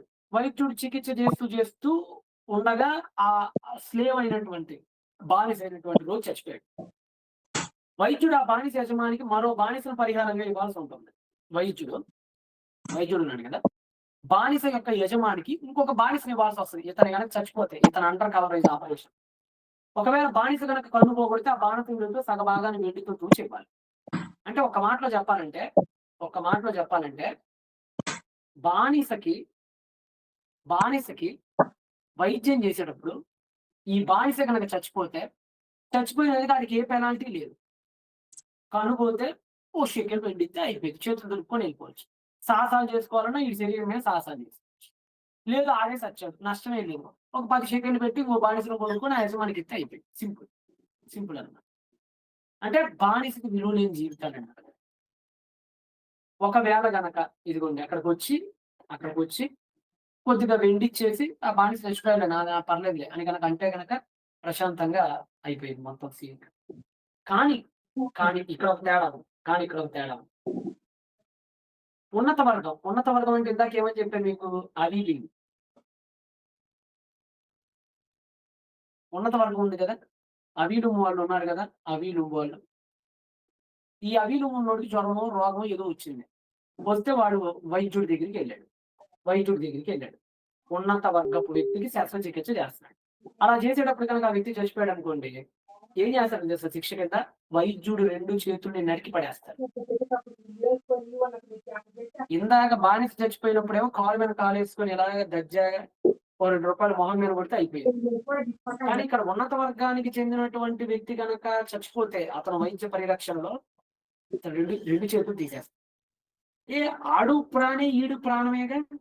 వాడు మనిషే, ఈడు మనిషికే. వాడికి ఆకలి, వీడికి ఆకలి, దప్పిక, ఆహారం సమస్తం సమానం కదా! వాడికి 206 ఎముకలు, ఈడికి 206 ఎముకలే కదా! వాడికి 1350 గ్రాముల బుర్రే, ఈడికి అదే, ఆడికి 5.4 లీటర్ల రక్తం, ఈడికి అంతే, అంతా సమానమే కదా! మరి ఏంటట తేడా? ఎందుకంటే ఇంత పక్షపాతం? అదే మరి బానిస వ్యవస్థ అంటే. అదే. కంటికి కన్ను, పంటికి పన్ను అనేదండి ఫస్ట్ టైము మోషే గారు కాదు రాసింది. హమ్మురాబి ఎప్పుడో రాశాడు. కంటికి కన్ను, పంటికి పన్ను అనేది హమ్మురాబి ఎప్పుడో రాశాడు. ఇప్పటికీ ఉంటది కంటికి కన్ను, పంటికి పన్ను. హమ్మురాబి ఎప్పుడు 1750, మోషే గారు ఎప్పుడు 1450. అంటే 300 ఏళ్ళు ముందు. మోషే కంటే 300 ఏళ్ళు ముందే ఉంది కంటికి కన్ను, పంటికి పన్ను. కానీ అది ఉన్నత వర్గాలోళ్ళ దగ్గర అందరికీ కాదు. ఓసీ ఓడిసత్తేనే కంటికి కన్ను, పంటికి పన్ను. ఈ కిందున్న బాత్రూమ్ గాడు స్లేవ్ చచ్చిపోయాడనుకో బానిస, కంటికి పన్నా తొక్క రూ. 2 మొఖాన కొడితే వదిలేస్తారు. అంటే చట్టం అందరికీ సమానం కదా హమ్మురాబి గారి కాలంలో. అర్థమవుతుంది ఇదిగోండి. ఇక్కడ ఉన్నత స్థాయి వ్యక్తి చూస్తున్నారు కదా ఇక్కడ మీరు. ఉన్నత స్థాయి వ్యక్తికి వైద్యం చేస్తారు.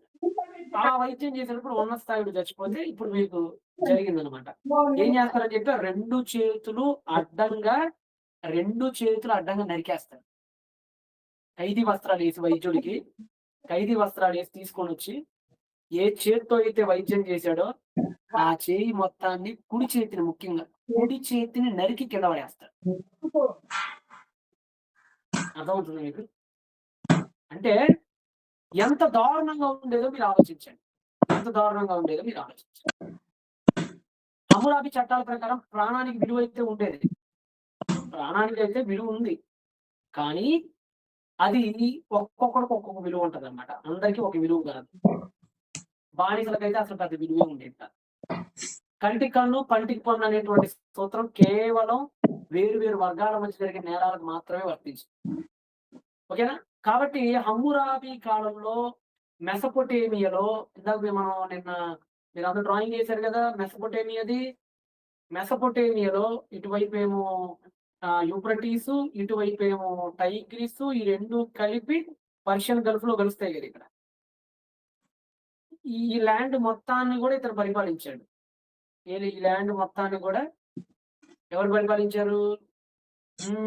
హమ్మురాబి అనేటువంటి వ్యక్తి ఈ ల్యాండ్ మొత్తాన్ని కూడా పరిపాలించాడు కదా! ఈ ల్యాండ్ మొత్తంలో ఉన్నటువంటి దుస్థితి అన్నమాట ఇది. ఈ ల్యాండ్ మొత్తంలోనూ దుస్థితి అన్నమాట. ఇప్పుడు మనకి మెసొపొటేమియా అయిపోయింది. మెసొపొటేమియాలో ఎంత దారుణమైనటువంటి బానిసత్వ వ్యవస్థ ఉందో చూస్తే ఇది పెద్ద ధర్మపూరితమైనటువంటి వ్యవస్థ మళ్ళా. ఓకేనా? నెక్స్ట్ హిత్తీల బానిస వ్యవస్థ. నెక్స్ట్ ఎవరు? హిత్తీలు. హిత్తీలు ఆ రోజుల్లో second super power. Second or third రెండిట్లో వచ్చేవాళ్ళు. కొన్ని పీరియడ్స్ లో ఈజిప్ట్ తోని డి అంటే డి, సై అంటే సై అన్నారు. ఈజిప్ట్ తోటి కూడా కళ్ళెం వేశారు కొన్నిసార్లు. మనం తక్కువలేం కాదండి హిటైట్స్. చాలా పలుకుబడి ఉన్నోళ్ళు వీళ్ళు. మెసొపొటేమియాని డామినేట్ కూడా చేశారు వీళ్ళు కొంతకాలం. అసలు కొంతకాలం అయితే అమెరికా, చైనా ఎలా అయితే పోటాపోటీకి వచ్చినాయి అంత పోటాపోటీకి వచ్చారనమాట. కానీ తర్వాత కాలంలో తగ్గిపోయారులేండి వీళ్ళు. కానీ ఒకానొక మూమెంట్ లో మాత్రం పీక్ లెవెల్‌లో ఈ మూడు సామ్రాజ్యాల మధ్యలో మిడిల్ ఈస్ట్ ఉండేదంటే ఆలోచించండి. రష్యా, చైనా, అమెరికా ఆ టైప్ అనమాట. ఆ రోజు ప్రపంచంలో హిటైట్లు, ఈజిప్షియన్స్, మెసొపొటేమియన్స్ ఇలా ఉండేదన్నమాట. ఇదిగోండి హిత్తీయులు ప్రాచీన ప్రపంచపు సూపర్ పవర్. ఎవరు వీళ్ళు? సూపర్ పవర్స్ వీళ్ళు. ప్రాచీన అనటోలియా అంటారండి. నేటి టర్కీని ఒకప్పుడు అనటోలియా అనేవాళ్ళు. 1650 అండి. వీళ్ళు ఎప్పుడంటే 1650 నుంచి 1178 మధ్య కాలం. అంటే గట్టిగా మాట్లాడాలంటే యోసేపు గారు ఈజిప్ట్‌లో పరిపాలిస్తున్న కాలానికి కొద్దిగా అటు ఇటుగా వాళ్ళు అక్కడ డామినేటెడ్‌గా ఉండేవాళ్ళు. ఇక్కడ హెక్సాస్ రాజులు ఉండేవాళ్ళు. అక్కడ హిట్టైట్లు ఉండేవాళ్ళనమాట డామినేటెడ్‌గా. శక్తివంతమైనటువంటి సామ్రాజ్యాన్ని పరిపాలించిన ఇండో యూరోపియన్ జాతి. ఎందుకంటే టర్కీ అనేది అటు యూరప్‌ని, ఇటు ఇండియాని రెండిటిని కలుపుతది కదా! కాన్స్టాంటినోపిల్. మీరు చిన్నప్పుడు చదువుకొని ఉంటారు కదా! మనకి ఇలా ఉంటదండి సుమారుగా ఈ ఇలా ఉంటది టర్కీ. ఇలా టర్కీ ఉంటే ఇది కాన్స్టాంటినోపిల్. ఇది కాన్స్టాంటినోపిల్. కరెక్ట్‌గా మనకి ఇక్కడ నుంచి యూరప్ ఖండం ప్రారంభమైద్ది. ఇక్కడి నుంచి యూరప్ వస్తది. ఇదంతా కూడా కాన్స్టాంటినోపిల్. కాన్స్టాంటినోపిల్ అనేది 2 ఖండాల మధ్యలో ఉంటది. ఇదేమో యూరప్. ఇదేమో ఏషియా. అందుకనే ఇటు ఇండో, ఇటు యూరప్ రెండిటికి సంబంధించినటువంటి జాతులనమాట హిట్టైట్లంటే. అర్థమవుతుందా? సో 1650 నుంచి 1178 వరకు కూడా ఈళ్ళు పరిపాలించారు. ముఖ్యంగా వీళ్ళ రాజధాని హటూషా. వీళ్ళ రాజధాని పేరేంటంటే హటూసా అంటారండి. వీళ్ళ రాజధాని పేరు. వీళ్ళ రాజధాని పేరేంటంటే హటూసా. ఇది బొగస్కలే ఉంది. ఇప్పుడు ప్రెజెంట్ అయితే ఈజిప్ట్ బొగస్కలే. ఒకప్పుడంటే హిత్తీలు కూడా లేరని ఓటరిచ్చారండి. అసలా ఎంత మూర్ఖులంటే కొంతమంది అసలు బయటపడేదాకా అది లేదు. అది లేదు. అది లేదు. బైబిల్‌లో మొదట్లో దావీదు లేదన్నారు. సొలొమోన్ లేడన్నాడు. తర్వాత మళ్ళా ఒప్పుకొని చచ్చారు. అసలు మొదట్లో పిలాతీ లేదన్నారు. మొదట్లో కయీఫ్ అనేవాడే లేదన్నాడు. మొదట్లో కురేనీయుడైన సీమోన్ లేదన్నారు. అసలు మొదట్లో బైబిల్‌లో చెప్పిన నెబుకద్నెజరు కూడా లేడని చెప్పాడు. బెల్షస్సర్ అసలే లేడని చెప్పారు. ఇదంతా ఫేకు, ఇదంతా మిత్తు. బైబిల్ రచయితలు క్రియేట్ చేసిన స్టోరీస్ అసలు ఆ వ్యక్తులే లేరని చెప్పారు. ఆ తర్వాత కాలంలో బెల్షస్సరు రాతి పలక ఇరాక్‌లో బయటపడతాం. నెబుకద్నెజర్‌కి సంబంధించిన ఆనవాళ్ళు బయటపడతాం. పిలాతుకు సంబంధించినటువంటి ఆ స్టోన్ ఒకటి బయటపడతాం. టాబ్లెట్ ఒకటి. నిదానంగా అట్లా అని హిట్టైట్లు అనేవాళ్ళు లేరు. ఇది బైబిల్ సృష్టి. అంటే బైబిల్‌లో వీళ్ళిలా ఒకళ్ళున్నారని సృష్టించినటువంటి జాతి. అది వాస్తవానికి అసలు భూమి మీద జాతి అనేదే లేదని చెప్పారు. అయితే తర్వాత కాలంలో మేబీ ఇదిగోండి 1606లో 1606లో 1606లో మనకి శిథిలాలు బయటపడ్డాయి. ఎక్కడంటే హటూషా దగ్గర బయటపడ్డాయి. అక్కడ కనుగొన్నారనమాట. అబ్బబ్బబ్బబ్బా! బైబిల్ చెప్పేది నిజమేరా బాబు! హిత్తీలు లేరనుకున్నావురా బాబు అని అప్పుడు చచ్చినట్టు నాలుక కరుచుకొని ఒప్పుకున్నారనమాట ఈళ్ళు. ఎవరు ఆర్కియాలజిస్టులు. ఇప్పటికి కూడా చూడండి హిత్తీలకు సంబంధించినటువంటి ఆనవాళ్ళు ఇప్పటికి మనకు కనపడతాయి. ఇది ఇప్పటికి మీరు టర్కీకెళ్తే ఉంటది. ఇది ఆ రోజున 1650 నుంచి 1750 క్రీస్తుకు పూర్వంలో యోసేపు గారు, వారి తండ్రి గారు, యాకోబు గారు వీళ్ళు నివసిస్తున్నటువంటి టైంలో హిత్తీయుల రాజ్యం ఇలా ఉండేదనమాట. వాళ్ళ ఎంట్రన్స్ గేట్స్ ఇలా ఉండేయన్నమాట. అర్థమవుతుందా? వాళ్ళకి సంబంధించినటువంటి ఒక, ఒక చిన్న టాబ్లెట్, ఒక చిన్న రాతి పలక, ఒక ఇన్‌స్క్రిప్షన్ రాతి పలక. అంతేకాదండి. ఇదిగోండి వాళ్ళకి సంబంధించినటువంటిది ఇది. ఇది వాళ్ళ చట్టాల గ్రంథం. 200 లాస్ ఉంటాయి దీనిలో. హమ్మురాబీకి ఎలాగైతే ఒక కోడ్ ఉందో హిట్టైట్‌లో కూడా కోడ్ ఉంది. దీనిలో సుమారుగా 200 లాస్ ఉంటాయన్నమాట ఈ కోడ్‌లో. వీళ్ళు కూడా బానిస వ్యవస్థ గురించి రకరకాలుగా రాశారు. ఇంతకీ ఎక్కడ సార్ ఇది అనంటే ఇందాక మీకు చూపిద్దాం అనుకున్నా కదా మ్యాప్ ఇదే అది. ఇదే ఆ మ్యాప్. ఏంటా మ్యాపు? ఇదిగోండి. ఇదంతా కూడా హిత్తీయులు. హిత్తీయుల సామ్రాజ్యం. హిట్. ఇదంతా కూడా మెసొపొటేమియా. మెస్. ఇదంతా కూడా ఈజిప్ట్. ఈ 3 సామ్రాజ్యాల మధ్య ఉండేదండి కనాను. 3 సామ్రాజ్యాల మధ్య కనాను ఉండేది. సో, ఇప్పుడు మనం ఆల్రెడీ ఇది అయిపోయింది మనది. ఇప్పుడు మనం దీని దగ్గర ఉన్నాం. ఇది కూడా ఈ 2 కూడా చూసిన తర్వాత ఇప్పుడు మనం బైబిల్‌లోకొద్దాం. బైబిల్‌లో ఏం చెప్పింది? దేవుడు మనకి ఏం చెప్పాడు అనేది ఇక్కడికొద్దాం. ఇప్పుడు వీళ్ళకి సంబంధించిన శిథిలాలు చూడండి ఎలా బయటపడ్డాయో, వీళ్ళకి సంబంధించినటువంటి శిథిలాలు చూడండి. ఇదిగోండి. ఆ రోజు ఉన్నటువంటి శిథిలాలండి ఇవన్నీ గూడా. ఇప్పటికి భద్రపరిచారు. ఆర్కియాలజికల్ డిపార్ట్‌మెంట్ వాళ్ళు ఇదంతా కూడా బైబిల్ కాలంలో మన పితరులు నివసించిన కాలాల్లో ఉన్నటువంటి సైట్స్. మన పితరులు నివసించినటువంటి కాలంలో వాళ్ళు వాడిన వస్తువులు, వాళ్ళు కట్టుకున్నటువంటి గోడలు, వాళ్ళు గోడల కింద కట్టుకున్నటువంటి పునాదులు. కొన్ని వేల సంవత్సరాల తర్వాత శిథిలమైపోగా మిగిలినటువంటి అవశేషాలు ఇవన్నీ. ఓకేనా?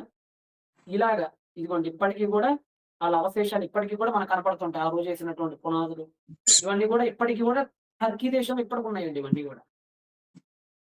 మనకి హిత్తీయుల సందర్భాలు బైబిల్‌లో ఎక్కడెక్కడ కనపడతాయి అనంటే, ఒకటి అబ్రహాం గారు తన భార్య అయిన సారమ్మ సమాధి కోసం ఈ హిత్తీయుడైన ఎఫ్రోను నుండే మక్పేలా గుహను కొంటాడు. ఆ రోజుల్లో మక్పేలా గుహంతా కూడా వాళ్ళ హిట్టైట్లు వాళ్ళ ఆధీనంలోనే ఉండేవి అవన్నీ అక్కడ.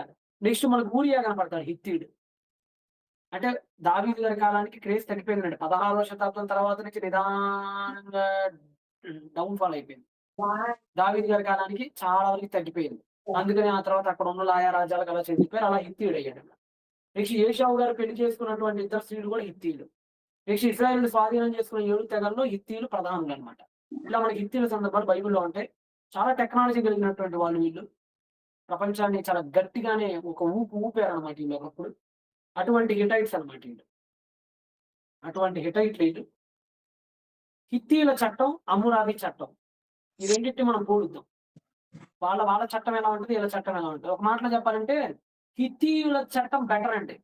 హిత్తీయుల చట్టం చాలా వరకి బెటర్. దేనికంటే బెటరు? హమ్మురాబీ కోడ్ కంటే చాలా వరకు బెటర్. కాస్త మానవీయంగా ఉండేయి. కాస్త మనుషుల అంతో ఇంతో వాళ్ళు కుక్కల్లా చూస్తే ఈళ్ళు కనీసం పిల్లుల్లాగైనా చూసేవాళ్ళు. మరి అంత కుక్కల్లాగైతే చూసేవాళ్ళు కాదనమాట ఈళ్ళు. బెటర్ అంటే పెద్ద పుణ్యశీలుడు అనుకోమాకండి ఈళ్ళు. గుడ్డి కంటే మెల్లబేలు టైపు. ఆడితో పోలిస్తే బెటరు. కొద్దిగా అటు ఇటుగా. అర్థమైందా? హ్మ్. హమ్మురాబీ వ్యవస్థ కేవలం ప్రతీకారం మీద ఉంది. అంటే హమ్మురాబీ ఇందాక చూసాం గదా! కాపాడినోడిని చంపటం, ఇంట్లో పెట్టుకుంటే చంపటం, పారిపోతే చంపటం, అది చేస్తే చంపటం, కూర్చుంటే చంపటం, నుంచుంటే చంపటం అంతా కూడా చంపుకోవటాలు ఎక్కువుంటది హమ్మురాబీ. కానీ ఈళ్ళు చంపుకోవడం గాకుండా పారిపోయినోడికి గనక చోటిస్తే ఆడి దగ్గర డబ్బులు వసూలు చేయటం. పారిపోవటానికి ఎవరైనా సహాయపడితే ఆడి దగ్గర కొన్ని షెకెల్స్ వసూలు చేయటం. కాస్త అటు ఇటుగా కాస్త డబ్బులు చుట్టూ తిరిగితే మరి ప్రాణాలు తీసేంత సీన్ లేదనమాట. రిటైర్డ్ వ్యవస్థ పరిహారం. వాళ్ళేమో ప్రతీకారం. వీళ్ళేమో పరిహారం. కాబట్టి రిటైర్డ్ వ్యవస్థ ప్రాచీన కాలంలో కొంత ఆధునికంగాను, మానవీయంగాను కనపడింది. కొంత. మరి ఎక్కువ కాదు కొంత. ఇదిగోండి ఇప్పుడు ఇక్కడ గనక ఈళ్ళు గనక పారిపోయారనుకోండి. ఎక్కడిది? మన వీళ్ళు హిటైట్ కాలంలో గనక పారిపోతే ఎవడైనా ఒక వ్యక్తి గనక యజమాని దెబ్బకి తట్టుకోలేక, యజమాని పెట్టే టార్చర్‌కి తట్టుకోలేక, ఎవడైనా ఒక బానిస గనక నిచ్చెనో, గిచ్చెనో యేసుకొని మిద్దెక్కి గనక దూకి గనక పారిపోతే, ఇందాక చట్టంలో అయితే చంపేస్తారు. మెసపోటేమియా వాళ్ళైతే చంపేస్తారు. వీళ్ళు చంపరులే గానీ, ఈళ్ళేం జేస్తారో చూడండి. పారిపోయిన బానిసల్ని బానిస తప్పించుకోవడానికి హిత్తులు ఆస్తి నష్టంగా చూస్తారు. అది మరీ పరువు నష్టం కాదని, అరే వాడు 10 పైసలు పెట్టి కొన్నాం. 10 పైసలు బొక్కరా అనుకుంటారన్నమాట ఆళ్ళు. ఇలాగా పారిపోయిన బానిసను పట్టుకొని అప్పజెప్తే బహుమానం ఇచ్చేవారు. అంటే ఎవడైనా వచ్చి పట్టుకొని అప్పజెప్పాడు వాడికి గిఫ్ట్ ఇచ్చేవాడు. బానిస ఎంత దూరం పారిపోతే పట్టుకొచ్చిన వ్యక్తికి అంత బహుమానం. వాడు ఈజిప్ట్ దాకా పారిపోతే ఈజిప్ట్ దాకా ఎళ్లి మరి పట్టుకొని వచ్చాడనుకోండి బహుమానం ఎక్కువుంటది. అలాగే ఎంత దూరం పారిపోతే అంత బహుమానం ఇచ్చేవాళ్ళన్నమాట. కానీ ఎవరైనా దాచిపెట్టారనుకో, ఇందాకైతే దాచిపెట్టినోళ్ళకి కూడా మరణ శిక్ష. కానీ ఇక్కడ అలా కాదు. ఎవరైనా ఆశ్రయం ఇస్తే వాళ్ళకేం చేసేవాళ్ళంటే 6 షెకెల్‌లు జరిమానా విధించేవాళ్ళు. మరి బెటరే కదా దానికంటే. దానికంటే బెటరే కదా! వాడైతే ఏకంగా లెగితే కత్తి తీయమంటావా అంటాడు ఆడు. వాడంటాడు ఏసేయమంటావా అంటాడు. ఆడు లెగిస్తే ఏసేయమంటావా అంటాడు. ఈడు కనీసం డబ్బులు తేరా అంటాడు. ఈడికి డబ్బులతో వ్యవహారం మాట. సో, హమ్మురాబీ చట్టంలో మరణ శిక్ష ఉంటది. హిత్తీయుల కాలంలో జస్ట్ జరిమానాలుంటాయన్నమాట. అలా ఆడికంటే ఈడు బెటరు. ఆడికంటే ఈడు బెటరు. మనకి బైబిల్ యొక్క యాక్యురసీ తెలపటానికి వీళ్ళు కూడా హెల్పవుతారు. ఆ రోజుల్లో ఒక 17-20 సంవత్సరాల పురుషుడు బానిసగా అమ్మితే 25 షెకెల్‌ల వెండివ్వాలి. ఆ రోజుల్లో ఆ రోజుల్లో పురుషుడిని గనక అమ్మితే బానిసగా 20 షెకెల్‌ల వెండివ్వాలి. అది వాళ్ళ లా. బైబిల్ సరైనది, బైబిల్ కరెక్ట్ అని చెప్పడానికి ఇప్పుడు ఒక ఉదాహరణ చెప్తా మీకు. మీకు ఇందాక చెప్పా కదా! యోసేపు కాలంలో హిట్టైట్లు ఎక్కువ పరిపాలించేవాళ్ళని అక్కడ అటువైపు. యోసేపు గారు చిన్నప్పుడు అమ్మిన కాలంలో కూడా ఎంతకమ్మారు మీరు ఆదికాండం చదువుకోండి. ఆదికాండం 37వ అధ్యాయం 28 గనక చదివితే 20 తులాల వెండి అని ఉంటదండి. ఎందుకు 20 తెలుసా? మళ్ళా హిస్టరీ మనకి బైబిల్ కరెక్ట్ అని చెప్తది. ఊరకనే రాయలే మోషే 20 20 అని రాయలే, 30 అని రాయలే. కరెక్ట్ గా సంఖ్య ఎందుకు చెప్పాడంటే హిట్టైట్ల కాలంలో పురుష బానిస ధర 20 షెకెల్. అంటే యోసేపును వాళ్ళు ఆ బానిస కింద అమ్మేశారనమాట. కొద్దిగా తేడా వచ్చిందంటే యోసేపు గారు బానిస బ్రతుకైపోయాడు. అంత ద్రోహం చేశారు సొంత అన్నలు ఆయన. ఓకేనా? కాబట్టి బైబిల్ యొక్క క్రోనలాజికల్ యాక్యురసీ అనేది మనకి ఇక్కడ కూడా బయటపడుతుంది. ఒకవేళ ఒకవేళ శరీరానికి గల గాయాలు చేశారనుకోండి, సామాజిక హోదాను బట్టి పరిహారం మారుతుంది. వీళ్ళు వాళ్ళు ఎలాగైతే ఉన్నాయో వీళ్ళకి వర్గాలుంటే మారుతుందనమాట. బానిసకైతే సగం ధర, స్వేచ్ఛాపరుడికైతే పూర్తి పరిహారం అలాగనమాట. హత్య జరిగినప్పుడు కొద్దిగా పర్లేదు. ఇప్పుడు హత్య జరిగినప్పుడు హిత్తీయుల చట్టం వినూత్నమైంది. సమానీయమైన తరల పద్ధతిని అనుసరించింది. అంటే ఏంటంటే ఎవరైనా హత్య జరిగిందనుకోండి, నలుగురు బానిసలను ఇవ్వాలన్నమాట. నలుగురు బానిసలు. అంటే బానిసల్ని డబ్బులతో చూసేవాళ్ళండి. బానిసల్ని డబ్బులతో చూసేవాళ్ళండి. అంటే ఒక తలకాయ ఈక్వల్ టు ఒకటి. ఒక తలకాయ ఈక్వల్ టు ఒక పైసా లాగా. అంటే వీళ్ళు బానిసల్ని డబ్బుల్లాగా, కరెన్సీలా చూసేవాళ్ళు. ఒక్క మాటలో చెప్పాలంటే వీళ్ళకి బానిస అంటే కరెన్సీ. ఇప్పుడు నీకు ఒక బానిస అక్కడ నుంచున్నాడనుకోండి, అక్కడ మనిషి కనపడ్డు. ఇలా ఇలా కళ్ళు అద్దుకొని చూస్తే ఒక 3 షెకెల్‌ల డబ్బు కనపడుతదా? ఆడ బానిస అయితే ఒక 2 షెకెల్‌ల అంటే వాళ్ళు మనుషులు కనపడరు. మనుషుల ప్లేస్‌లో డబ్బులు కనపడతాయి. అంటే వాళ్ళు కేవలం ఆర్థిక వనరుగా మాత్రమే చూసేవాళ్ళు. అసలు మన దగ్గర గోల్డ్ కాయిన్స్ ఎలా ఉంటాయి? గోల్డ్ కాయిన్స్ అంటే డబ్బులు చూసి అలాగే వీళ్ళొక గోల్డ్ కాయిన్స్‌లో చూసేవాడన్నమాట ఆళ్ళంతే. అంటే వాళ్ళకి విలువ లేదు. వాళ్ళ ప్రాణానికి విలువ లేదన్నమాట. ఇదిగోండి ఇక్కడ అందుకనే చెప్పాను మీకు. ఇక్కడ అందుకనే ఇక్కడ ఏమని పెట్టానంటే గుడ్డి కంటే మెల్లమేలు. గుడ్డి కంటే మెల్లమేలు. ఎలా గుడ్డి కంటే మెల్లమేలు? ఈ గుడ్డేమో మెస్పోటేమియా. వాడు మరీ దరిద్రుడు. ఆడికంటే మెల్లమేలు. ఈడెవడు హిట్టైట్. ఎందుకంటే హిట్టైట్‌లు కాస్త జరిమానా వేసి ముందు ప్రాణం తీసేవాడు కదా! ముందు ప్రాణం ఉండేది. జరిమానా వసూలు చేసేవాడు. వాడైతే మరీ దారుణం. వాడసలు డబ్బులు ఇస్తారా బాబు మొర్రో అన్నా కూడా వదలడు. వాడు చంపి పడేయడం. తలకాయ నరికి పడేయడం. కాబట్టి గుడ్డి కంటే మెల్లమేలనమాట. హమ్మురాబి కోడి కంటే కూడా హిట్టైట్‌లో చాలా వరకు బెటరు. ఇంత బెటర్ అని చెప్పినా గాని ఇంకా బానిసలుగానే చూసేవాళ్ళు. మీరది ఎప్పుడు కూడా గుర్తుపెట్టుకోవాలి. ఒక్క మాటలో చెప్పాలంటే ఒక తులనాత్మక అధ్యయనం గనక మనం చేస్తే హమ్మురాబిలో కంటికి కన్ను, పంటికి పన్ను ఉండేవి. హిట్టైట్ల దగ్గరికి వచ్చినప్పటికేమో జరిమానాలు ఉండేవి. వాళ్ళేమో 3 వర్గాలుగా విభజించారు. ఉన్నత అంటే అవీలు, తర్వాత ముష్కెనిం, తర్వాత వార్డుంగా విభజించారు. వీళ్ళొచ్చేటప్పటికేమో 2 వర్గాలుగా విభజించారు. ఒకటి బానిస, ఒకటి స్వేచ్ఛ. వాళ్ళు 3 అయితే ఈళ్ళు 2 అంతే. వాళ్ళకేమో చట్టాలు చాలా కఠినంగా ఉండేవి. వీళ్ళకేమో కాస్తంత ప్రోగ్రెసివ్‌గా ఉండేవి. వాళ్ళేమో అక్కాడియన్ లిపి ఉపయోగించేవాళ్ళు. వీళ్ళేమో ఇండో యూరోపియన్. వాళ్ళకేమో యజమానిని ఎదిరిస్తే కోసేసేవాళ్ళు చెవుల్ని. వీళ్ళేమో యజమానిని గనక బానిస వదిలిస్తే వాడు కూలీ ఇవ్వకుండా కాస్త కూలీని ఆపి వాడి చేత గుట్టిగా చాకిరీ చేయించుకునేవాడు. అంతా కూడా డబ్బు మీద ఆధారపడి ఉండేదన్నమాట. వాళ్ళేంటంటే మరీ పురుగులు వాళ్ళైతే చంపేస్తారు. ఇది ప్రపంచంలో ఉన్నటువంటి పరిస్థితులు. ఇలాగా వీళ్ళిలా మారడానికి కూడా కారణం ఏంటంటే వాళ్ళ మతమే. ఎందుకు వాళ్ళ మతం అంటే వాళ్ళ దేవుళ్ళు మీకు ఎంకి ఎళ్ళిళ్ళు కథ గాని, నేను ఆల్రెడీ జెనెసిస్ గురించి నేను మాట్లాడా మొదటి అధ్యాయం మీద. సంతోష్ గణపాటి అని కౌంటర్ ఇస్తూ మాట్లాడా. వాళ్ళ పురాణాల్లో అసలు మానవుడు పుట్టిందే బానిస పని చేయడానికి. అసలు ఈ బానిస వ్యవస్థ ఎందుకింత బలంగా ఉంది మెసొపొటేమియాలో గాని, ఈజిప్ట్‌లో గాని, అనటోలియాలో గాని అనంటే, వాళ్ళు అసలు మనుషులనే వాళ్ళని ఆళ్ళ దేవుడు పుట్టించిందే పనులు చేయించుకోవడానికి. ఈ భూమి మీద ఒక బానిసలుగా బతకండ్రా అని పనులు చేయించుకోవడానికి పుట్టించారు వాళ్ళ దేవుడు. అసలు మనుషులు పుట్టుకతోనే బానిస. మనుషులు పుట్టిందే ఆ దేవీ దేవతలకు పనులు చేసి పెడతారు. సో మనిషి బానిస కాబట్టి వీడు బానిస పని చేయడానికే పుట్టాడు కాబట్టి రాజులు వీళ్ళు బానిసగా చూశారు. అంటే ఇలా బానిసగా చూడటానికి కూడా వాడి మతం వాడి వెనకమాల ఉంది. వాళ్ళ ఐడియాలజీ వాడి మతం నుంచి వచ్చిందనమాట ఆడికి. అలాగే. కానీ మీరు బైబిల్‌లో ఆలోచిస్తే బైబిల్ అందుకనే మీరు నా పోలిక, నా స్వరూపం అన్నారు. బైబిల్ నిజంగా ఎంత గొప్పదంటేనండి, బైబిల్‌ని కొట్టే మగాడి పుస్తకం ప్రపంచంలో ఏది లేదండి. ప్రపంచంలో ఏది లేదండి. బానిసని, యజమానిని ఈ ఇద్దరు ఒకే దేవుడికి కన్న బిడ్డలు అనేటువంటి చెప్పిన గ్రంథం బైబిల్. బైబిల్‌లో ఒక మంచి మాట చూపిస్తాను మీకిప్పుడు. నిజంగా దేవుడు ఎంత గొప్పోడో మహానుభావుడు మీకు అర్థమవుతుందండి. మహానుభావుడు నిజంగా ఎంత గొప్పోడో మీకు అర్థమైద్ది. మేబీ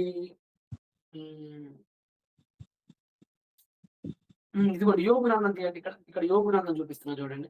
నిజంగా మన దేవుడు ఎంత ఎంత మంచోడా! ఇలా దేవుడికి కిస్ పెట్టాలనిపిస్తదయ్యా. నీకు వేరయ్యా అసలు నీ కథ వేరయ్యా అనిపిస్తది. అర్థమవుతుందా? ఎందుకంటే ఎంత గొప్ప ఐడియాలజీ ఇచ్చాడంటే తన భక్తులకైనా. యోబు గారికి కూడా కింద బానిసలు ఉండేవాళ్ళండి. యోబు గారికి కూడా పనులు ఉండేవాళ్ళు కింద.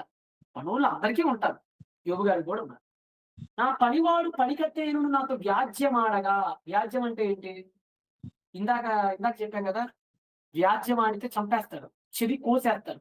బానిస వ్యాజ్యం ఆడితే మెసొపొటేమియాలో చెవి కోసేస్తారు, కత్తి పెట్టి విరిచి పడేస్తారు చెవిని. కానీ ఇక్కడట యోబు గారితో వ్యాజ్యం ఆడారట. వ్యాజ్యం ఆడగా ఆ వ్యాజ్యము నిర్లక్ష్యము చేసేది. అంటే అది రోగం వచ్చిన తర్వాత గురించి మాట్లాడట్లా. రోగం రాకమునుపే ఆయన ఎంత ప్రవర్తన కలిగి ఉన్నాడో చెప్తున్నాడు. మీరు నాతో నా బానిసలు గనక గొడవ పడితే గొడవ పడితే దేవుడు లేచినప్పుడు నేనేమి చేయదును, ఆయన విచారణ చేయనప్పుడు నేనేమి అని ఆయనతో నేను ప్రత్యుత్తరం ఇచ్చును. ఎంత గొప్ప మాట అన్నాడు చూడండి. గర్భమున నన్ను పుట్టించిన వాడు వారిని పుట్టింపలేదా? గర్భములో మమ్ము రూపించిన వాడు ఒక్కడే గదా. ఎన్నిసార్లు అందాం? ఎన్నిసార్లు అనమంటారు చెప్పండి? హ్యాట్స్ ఆఫ్ టు యావే, యెహోవాకి సలాం. ప్రపంచ చరిత్రలో ఇట్లాంటి మాట మాట్లాడినాడు ఎవరు లేడండి. ఎంత గొప్ప మాట అండి. గర్భమున నన్ను పుట్టించిన వాడు వారిని కూడా పుట్టింపలేదా? అంటే బానిస ప్లస్ మాస్టర్ ఇద్దరు ఒక్కటే, మమ్ము రూపించిన వాడు ఒక్కడే కదా. మెసొపొటేమియాలో భూతద్దాలు వేసి ఎతకండి, మీకు దొరకదు. అర్థమవుతుంది. ఇంకా చాలా ఉన్నాయి. మనకి టైమింగ్ ఒక 20 మినిట్సే ఉంది. సో మనం ఇంకా ముందుకు వెళ్ళిపోదాం. సో మనం ఇప్పటిదాకా చూసాం కదా, బానిస వ్యవస్థ ఎంత దారుణంగా ఉండేదో చూసాం కదా మనం. అందుకని ఇప్పుడు మనం ఈజిప్ట్కి వెళ్ళిపోదాం. ఈజిప్ట్ లేకపోతే కథ ఎప్పుడు ఫినిష్ కాదు. ఎందుకంటే ఆ రోజుల్లో ఈజిప్టే కదా సూపర్ పవర్, నెంబర్ 1 పవర్ ఎప్పుడు కూడా ఈజిప్టే. ఈజిప్ట్కి వెళ్ళిపోదాం ఇప్పుడు మనం. ఈజిప్ట్ లో నీచ నీచ నీచ నికృష్ట వికృత దరిద్రపు గొట్టు దిక్కుమాలిన గొట్టు వ్యవస్థ ఏదైనా ఉందంటే ప్రపంచంలో దట్ ఈజ్ ఈజిప్ట్, ఐగుప్తు. ఐగుప్తులో పాపిరస్ అనస్టాసి అనే ఒక పాపిరస్ ఉంటదండి. ఇక్కడ మీకు చూపిస్తుంది అదే పాపిరస్ అనస్టాసి. పాపిరస్ అనస్టాసి 19వ రాజవంశం. ఇది 19వ రాజవంశంలో రికార్డు. పొరపాటున ఎవరైనా బానిస కనుక తప్పించుకుంటే వారిని పట్టుకొని మెడ్జై అనే పోలీసు వాళ్ళకి అప్పచెప్తారు. ఎడారిలో వెంబడించి మరి వారిని పట్టుకొని తిరిగి యజమానికి అప్పగించి సంఖ్యలతో బంధించి కఠినంగా శిక్షిస్తారు. ఒకవేళ కనుక పొరపాటున ఈజిప్ట్ లో ఉన్నారనుకుంటే కనుక ఇనప కొలిమే ఈజిప్ట్. అందుకని ద్వితీయోపదేశకాండంలో దేవుడు మిమ్మల్ని ఐగుప్తుని ఇనప కొలిమిలో నుంచి బయటికి తెచ్చాను కదా అంటాడు. ఇనప కొలిమిలో నుండి. ఇనప కొలిమట. మీకు నిర్గమాకాండం ఎక్స్ప్లెయిన్ చేసేటప్పుడు వాళ్ళు ఇనప కొలిమి ఎంత దారుణంగా ఉంటుందో చెప్తాను. సో ఎవడైనా కనుక ఇది ఇక్కడ టెక్స్ట్ మనకి ఏం చెప్తుందంటే, ఆ రోజుల్లో బానిస కనుక పారిపోతే వాడిని వెతికి వేటాడి పట్టుకొని లాక్కొని వచ్చి పేకలు నరికి చంపేస్తారు, కఠినంగా శిక్షించి. ఇంకెవడు ఇలా వెళ్ళడానికి లేదు. పబ్లిక్ పనిష్మెంట్స్ ఉంటాయి. ఇంకొకటి చూపిస్తున్నాను. ఐగుప్తులోని రఖ్మీర్ క్యాంప్ అని 18వ డైనాస్టిక్ చెందింది ఉందండి. 18వ రాజవంశం అంటే 19 కంటే ముందరది 18వ రాజవంశం. చిత్రాలు మరియు శాసనాలు ఇక్కడ మనకు కనపడుతున్నాయి. ఎంత ఘోరం అంటేనండి, నిజంగా ఇటుకరాలు మోస్తుంటే, ఇదిగోండి ఇక్కడ ఉన్నాయి చూసారు మీరు, ఇటుకరాలు మోపిస్తున్నారు, కొరడాలతో కొడుతున్నారండి. ఇక్కడ మీరు చూస్తున్నారు. ఇదంతా కూడా మళ్ళా చెప్తున్నా, ఇది ఏ ఇల్లుండో ChatGPT నుండో తెచ్చినవి కాదు. డైరెక్ట్ ఈజిప్ట్ ఆర్కియలాజికల్ ఎవిడెన్సెస్ ఇవన్నీ. ఆ రోజుల్లో వాళ్ళు తమ స్వస్థాలతో వేల సంవత్సరాల కిందట గీసుకున్న ఆర్ట్స్ ఇవన్నీ. అవి పట్టుకొని చూపిస్తున్నాను మీకు. చూపిస్తున్నారు ఇక్కడ మీరు కనుక గమనిస్తే వీళ్ళు ఎన్ని పనులు చేస్తున్నారో చూడండి. ఇక్కడ వీళ్ళ చేత ఎన్ని పనులు చేపిస్తున్నారో చూడండి. ఇక్కడ ఇవ్వండి, రాళ్ళు మోపిస్తున్నారు. ఇక్కడ చూడండి, ఇక్కడ ఇటుకలు మోపిస్తున్నారు. చూడండి, ఇక్కడ ఇటుకలు మోపిస్తున్నారు. ఇదిగోండి, పనులు చేపిస్తున్నారు అన్ని. ఒకవేళ చెయ్యకపోతే కొరడాలు పెట్టి కొట్టేస్తారనమాట. ఇక్కడ ఇంకా ఇవి చాలా ఉంటాయి అనమాట. రకరకాల పనులు చేపించుకుంటూ పోతున్నారండి. తేడా వచ్చిందంటే మాత్రం నరికి పోగులు పెట్టేస్తారు అక్కడ. ఇదిగోండి, ఇక్కడ ఉంది చూసి, ఇక్కడ వీడు ఒకడు కొరడా పట్టుకొని ఉన్నాడు చూసారా, కొరడాలా చిన్న స్టిక్ లాగా బట్ కొట్టేస్తుంటాడు మాట వినకపోతే. ఇది ఐరన్ ఆక్సైడ్ హెమటైట్ తో వాళ్ళు గీసుకున్నటువంటి బొమ్మలు అనమాట ఇవన్నీ. మానవుడిగా పుట్టి తప్పు చేశాను అనిపిస్తదండి. ఐగుప్తులో పుడితే మనిషిగా పుట్టి తప్పు చేశాం, పందిలా పుడితే బాగుండేదో అనిపిస్తది. అంత నీచాతి నీచమైనటువంటి వ్యవస్థ ఐగుప్తు వ్యవస్థ. అర్థమవుతుందా? మనకి వాడి హమ్మామత్ అనేటువంటి ఒకటి ఉందండి. దాని గురించి మనం ఖచ్చితంగా తెలుసుకోవాలి. వాడి హమ్మామత్ అనేటువంటిది ఇది ఎక్కడుంటదంటే ఇదిగోండి. వాడి హమ్మామత్ దగ్గరుంటది. అక్కడ కొన్ని గుహల్లో కొన్ని ఎవిడెన్స్‌లు దొరికినాయి. బానిస వ్యవస్థ ఎంత కఠినంగా ఉండేదంటారు కొన్ని ఎవిడెన్స్‌లు దొరికినాయి ఈజిప్ట్‌లో. ఈజిప్ట్‌లో కొన్ని ఎవిడెన్స్‌లు దొరికినాయి. ఇది మీకు కొద్దిగా జూమ్ చేసి చూపిస్తున్నా. ఇదిగోండి. ఎర్ర సముద్రం పక్కనే ఇక్కడ ఉంది చూసారా? వాడి హమ్మామత్. వాడి హమ్మామత్ అని ఉంది చూసారా? యారో మార్క్ పెట్టి కింద రెడ్ డాట్ పెట్టి ఉంది చూసారా ఇక్కడ? ఇక్కడ ఇటువైపు. అది ఆ గుహలో దొరికినటువంటి కొన్ని మీకు చూపిస్తాను ఇప్పుడు నేను. ఇదిగోండి. ఆ గుహలో దొరికినటువంటి మ్యాప్ అన్నమాట. ఇది ఒక మ్యాప్ అండి. ఇది మ్యాప్ ఇది. ఇదంతా కూడా ఆ గుహకు సంబంధించినటువంటి మ్యాప్. వాళ్ళు ఆ రోజుల్లో రామ్సేస్ గారు గీపించుకున్న మ్యాప్ అది. ఈ రోజుకి దొరికింది. బైబిల్‌ని బలపరచడానికి దేవుడే సాక్ష్యాలను కాపాడుకున్నాడు. తన గొప్పతనం ఈ ప్రపంచానికి తెలియడానికి బహుశా దేవుడే కాపాడుంటాడు వీటన్నిటిని. ఓకేనా? ఇది మ్యాప్ పాయింట్ మీకు ఇక్కడ. ఈ వాడి హమ్మామత్‌లో ఏం జరిగేదనంటే ఇక్కడ మీరు చూస్తున్నారు. గనులు అండి. వాడి హమ్మామత్ అంటే ఏంటంటే గనులు. అక్కడ ఒక రాయి దొరికింది. చాలా ప్రముఖమైనటువంటి రాయి అండి ఆ రాయి. ఆ రాయి పేరు బెకెన్. ఇక్కడ మీరు చూస్తున్నారు కదా! ఆ రాయి పేరు బెకెన్. ఆ రాయి పేరు బెకెన్.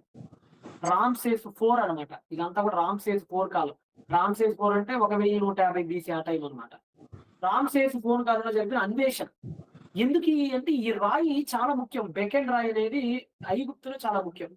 మనకేంటంటే బాసాల్ట్ రాక్ ఉంటది. మన ఇండియాలో ఎక్కువగా ఉపయోగించే రాక్ ఏంటంటే మన ఇండియాలో బాసాల్ట్ రాక్ ఎక్కువ. బాసాల్ట్. అశోక ఉన్నారు కదా! కింగ్ అశోక. ఆయనకి సంబంధించినవన్నీ కూడా బాసాల్ట్ రాక్ మీద ఎక్కువ చెక్కబడ్డాయి. ఇప్పటికి మనకి ఎలిఫెంటా కేవ్స్ మహారాష్ట్ర గాని బాసాల్ట్ ఎక్కువ మనం ఉపయోగిస్తాం. Red sand stone, next red sand stone ఒకటి. మన ఇండియాలో ఎక్కువ ఉపయోగిస్తుంటాం. వాళ్ళు బెకెన్ స్టోన్ చాలా ముఖ్యం వాళ్ళకి. ఎందుకు బెకెన్ స్టోన్ అంటే ముఖ్యం అంటే ఇదిగోండి బెకెన్ స్టోన్ ఇలా ఉంటది. వీళ్ళు హైరోగ్రాఫిక్ కదండి వీళ్ళది. వీళ్ళ రైటింగ్ హైరోగ్రాఫిక్ కదా! హైరోగ్రాఫిక్ రైటింగ్ కదా వీళ్ళది. అంటే ఏంటి? ఇదిగోండి ఇలాగ పక్షులు, ఇలాగా సూచనలతో, సైన్స్‌తో గీసేటువంటి గీతలు. ఈ రైటింగ్ బాగా తిరిగిద్దనమాట. ఇప్పుడు కొన్ని పేపర్ల మీద రైటింగ్ బాగా తిరిగినట్టుగా ఈ డెక్కన్ రాయి మీద ఈ హీరోగ్రాఫిక్ చెక్కడానికి బాగా తిరుగుతదనమాట. చెయ్యి బాగా తిరిగిద్ది. చక్కటి షేప్ వస్తదనమాట అక్కడ. అందుకని చెప్పేసి ఈ రాయి కోసం ఈ రాళ్ళతో సమాధులు చేసుకుంటారు. ఈ రాళ్ళతో పెద్ద పెద్ద విలాస భవనాలు కట్టుకుంటారు. ఈ రాళ్ళ మీద తమకు సంబంధించిన విజయ గాథలు దక్కించుకుంటారు. అందుకని ఈ రాయి చాలా అవసరం. ఈ రాయి దొరికేది ఇందాక మీరు చదివారు చూసారా? ఇక్కడ వాడి హమ్మామత్ అనేటువంటి చోట ఈ రాయి దొరికింది. ఇంకెక్కడ దొరకదు ఈ రాయి. ఇంకెక్కడ దొరకదు. అది ప్రత్యేకమైనటువంటి గుహలో దొరికింది. అందుకని బానిసలందరూ అక్కడికి తీసుకెళ్ళేవాళ్ళండి. అందుకు ఆ మ్యాప్ అన్నమాట ఇప్పుడు మీకు ఇక్కడ చూపించింది ఆ మ్యాప్ అది. అక్కడికి తీసుకెళ్ళేవాళ్ళు. ఎంతమందిని తీసుకెళ్లారో తెలుసా అండి ఇక్కడ? దాదాపుగానండి 8668 మంది. 8368 మందిని తీసుకెళ్ళాడండి. వీడికి ఆ రాయి కోసం సుమారుగా 8368 మంది బానిసల్ని సంఖ్యలేసి కుక్కలు తీసుకెళ్ళాడు. సుమారుగా 1000 మంది చచ్చిపోయారండి అక్కడ. సుమారుగా 900 మంది చచ్చిపోయారు అక్కడ. ఆ రాయిని తవ్వే క్రమంలో ఒక్కరోజు 900 మంది చచ్చిపోయారండి. రక్తసిక్తం అయిపోయారండి. అయినా కానీ చూడు ఇసుకలో పాచేస్తారు అక్కడే. కుక్కలే గొంతు మీద కానేసి ఇసుకలో తొక్కారంటే శవం లోపలికి వెళ్ళిపోవాలి అంతే. కనీసం అయ్యో పాపం నా కోసం తీసుకెళ్ళిపోండి. ఇసుకలో బాధేయన్నాను. ఇసుకలో పట్టేయండి. కఠినంగా ఇంత నీచంగా మాట్లాడతారనమాట. అదే వాళ్ళ లాంగ్వేజ్ మరి అంత కోపం వస్తుంది వాళ్ళ యొక్క తీరుతెన్నులు నేను చూస్తుంటే నాకు కూడా. ఇక్కడ ఇంకా వాడి హమ్మామత్ ప్రాంతంలో ఈ రాయికి చాలా ప్రత్యేకత ఉంది. ఇదంతా కూడా మీరు చాలా చదువుకోవచ్చు. ఇది విగ్రహాలను శవపేటికలను చెక్కడానికి కానీ, శాశ్వతత్వం కోసం కానీ, తర్వాత హైరోగ్లిఫిక్స్ సంబంధించినటువంటి వాటి కానీ బాగుంటుంది. ఒక మాటలో చెప్పాలంటేనండి, వాళ్ళ డిక్షనరీలో విశ్రాంతి అనేది లేదండి. వాళ్ళ డిక్షనరీలో రెస్ట్ అనే పదానికి లేదు. మీరు ఐగుప్తు డిక్షనరీ తీసి REST రెస్ట్ అనేది ఎతికితే మీకు దొరకదు. అసలు ఆ పదం వాళ్ళకి లేదు. ఎందుకంటే మనిషి పుట్టింది బానిస పని చేయడానికి, అంటే రోజు పని చేయాలి. అసలు వాళ్ళకి విశ్రాంతి దినం అనేది ఉండదు. అసలు దేవుడు విశ్రాంతి దినాన్ని ప్రవేశపెట్టింది కూడా అందుకని. నిర్గమాకాండం ఎక్స్ప్లెయిన్ చేసినప్పుడు చెప్తా మీకు. విశ్రాంతి దినం అనే కాన్సెప్ట్ దేవుడు పనిగట్టుకొని తీసుకొచ్చింది కూడా ఈ ఐగుప్తులో రెస్ట్ లేని జీవితాల్లో ఉన్నటువంటి వీళ్ళ చట్టానికి వ్యతిరేకంగా సంస్కరణ చేయడానికి. ఓకేనా? ఇంకోటి చూపిస్తాను మీకు. ఇదేంటంటే హ్యూమన్ రిమైన్స్ ఉంటాయండి అక్కడ. నూబియా తెలుసు కదా, ఇది కూడా ఈజిప్టే. నూబియా అనేది కూడా ఈజిప్టే అనమాట. ఇదిగోండి ఇక్కడ ఉంటుంది నూబియా. ఇదేమో ఇథియోపియా, ఇదేమో ఎర్ర సముద్రం, ఇదేమో సౌదీ అరేబియా. ఇలా ఈ సౌదీకి ఇదంతా కూడా ఈజిప్ట్, ఇదంతా కూడా ఈజిప్ట్. ఈ ఈజిప్ట్, ఈ సౌదీ, నూబియాలో ఆర్కియాలజిస్టులు తవ్వకాలు జరిగినప్పుడు ఇసుకల్లో నుంచి కొన్ని వేల శవాలు బయటకు వస్తున్నాయండి ఇసుకలో నుండి. ఆ శవాల మీద పరిశోధన చేసినప్పుడు తేలింది ఏంటంటే అరిగిపోయిన ఎముకలు, కుళ్ళిపోయిన ఎముకలు, బతికొండగానే ఇరిగిపోయిన ఎముకలు, కొరడాల గుర్తులతో ఉన్నాయండి. అవన్నీ కూడా మీకు చూపిస్తా చూడండి కొన్ని. ఇదిగోండి మనకు ఇంకొక 10 నిమిషాల టైం ఉంది. ఇదిగోండి ఇవి నూబియాలో దొరికినటువంటివి అనమాట. వాళ్ళ బానిసలు వీళ్ళందరూ. బానిస బతుకులు ఎలా ఉన్నాయో చూడండి ఇక్కడ. చూడండి కుళ్ళిపోయింది, చూడండి తలకాయ మీద కొట్టేశారు ఇక్కడ, కుళ్ళిపోయింది. ఇది చూడండి. ఇవన్నీ కూడా ఆర్కియాలజికల్ ఎవిడెన్సెస్ అండి. ఇవన్నీ కూడా ఎంత దారుణంగా అయిపోయారో చూడండి. ఇక్కడ ఇది చూసారు, ఇది ఎముక అండి. ఇది ఎముక ఎంత అరిగిపోయిందంటే ఇది కింద మీకు చూపిస్తున్నా చూడండి. ఎముక పూర్తిగా బతికుండగానే అరిగిపోయింది. రాళ్ళు మోసి గనులు తవ్వి ఎముకలు అరిగిపోయింది. ఇంత దారుణమైనటువంటి పరిస్థితి అండి, ఇంత దారుణమైనటువంటి పరిస్థితి. ఇదిగోండి బంగారపు గనులు అనమాట. అక్కడ దొరికేటువంటి బంగారపు గనులు. ఈ బంగారపు గనుల్లో ఉన్న బంగారం తేవడం కోసమే ఈ 10,000 మంది బానిసల్ని అక్కడ వాడుకునేవాళ్ళు అనమాట. ఇది ఫైనల్ గా అయితే ఇలాగంటే మనకి ఇంకా టైం తక్కువ ఉంది కాబట్టి ఇక నేను ఇంతకు మించి ఎక్కువ ఎక్స్ప్లెయిన్ చేయట్లేదు దీన్ని. మీకు ఇప్పుడు దాకా మీకు ఏం అర్థమైంది చెప్పండి నాకు. ఒకటి, మనం ఎన్నో చూసాం ఇప్పుడు దాకా. ఎవరెవరే చూసాం మనం ఇప్పటిదాకా? చూసాం, మెసొపొటేమియా చూసాం, నెక్స్ట్ హెటైట్స్ చూసాం, నెక్స్ట్ ఈజిప్టర్స్ చూసాం. వీళ్ళైతే లెగిస్తే చంపటం, వీళ్ళైతే లెగిస్తే చంపేయడం, వీళ్ళైతే నష్టపరిహారం,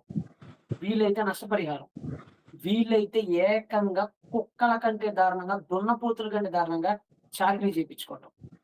ఇప్పుడు మీరు చెప్పండి, బానిసలకి దీనిలో విలువ ఉందా? దీనిలో పందుల్లా చూస్తే, దీనిలో కనీసం కుక్కల్లా చూస్తే, దీనిలో పశువుల్లా చూశారు. ఎక్కడ బానిసకు విలువ లేదు. ఇలాంటి కాలంలో బానిసలు దాంట్రించి ఉబ్బేసి కాడు కింద పీక పెట్టి తొక్కి చెవులు నరికి భార్యలతో వ్యభిచరించే కాలంలో దేవుడు అద్భుతమైనటువంటి ఆజ్ఞలు రాయించాడండి. ఎంత అద్భుతమైనటువంటి ఆజ్ఞలు రాయించాడో తెలుసా మీకు? ఇక్కడ కొన్ని చూపిస్తా చూడండి. ఇప్పుడు మీకు బైబిల్లో దేవుడు రాయించినటువంటి ఆజ్ఞలు ఇందాక మనం చూసాం కదా. ఎవడైనా ఒక వ్యక్తి పారిపోతే, ఇందాక మనం చూసాం, ఎవడైనా ఒక వ్యక్తి కనుక తప్పించుకొని పారిపోతే గనక ఏం చేస్తారని చెప్పాను? చంపేస్తారని చెప్పాను. ఎవరెవరిని చంపేస్తారని చెప్పాను? ఆశ్రయం ఇచ్చిన వాళ్ళందరినీ చంపేస్తారని చెప్పేసా కదా. అన్ని చోట్ల ఉన్నటువంటిది ఇది. కానీ బైబిల్ ఎంత గొప్పగా చెప్పిందంటే వీళ్ళ గురించి ఒక్కసారి చూడండి. అద్భుతమైన మన తండ్రి మన కొరకు రాయించిన ఈ ప్రేమపూర్వకమైనటువంటి మాటలు ఒకసారి మీరు చదవండి. బైబిల్ ఎంత గొప్పదో మీకు అర్థమైంది. ద్వితీయోపదేశకాండం 23:15-16. Deuteronomy chapter 23 verse number 15 and 16. ఏముందండి ఇక్కడ? తన యజమానుని నుండి తప్పించుకొని నీ యొద్దకు వచ్చిన దాసుడు అంటే బానిస, దాసుని వాని యజమానునికి అప్పగించకూడదు. చూసారా?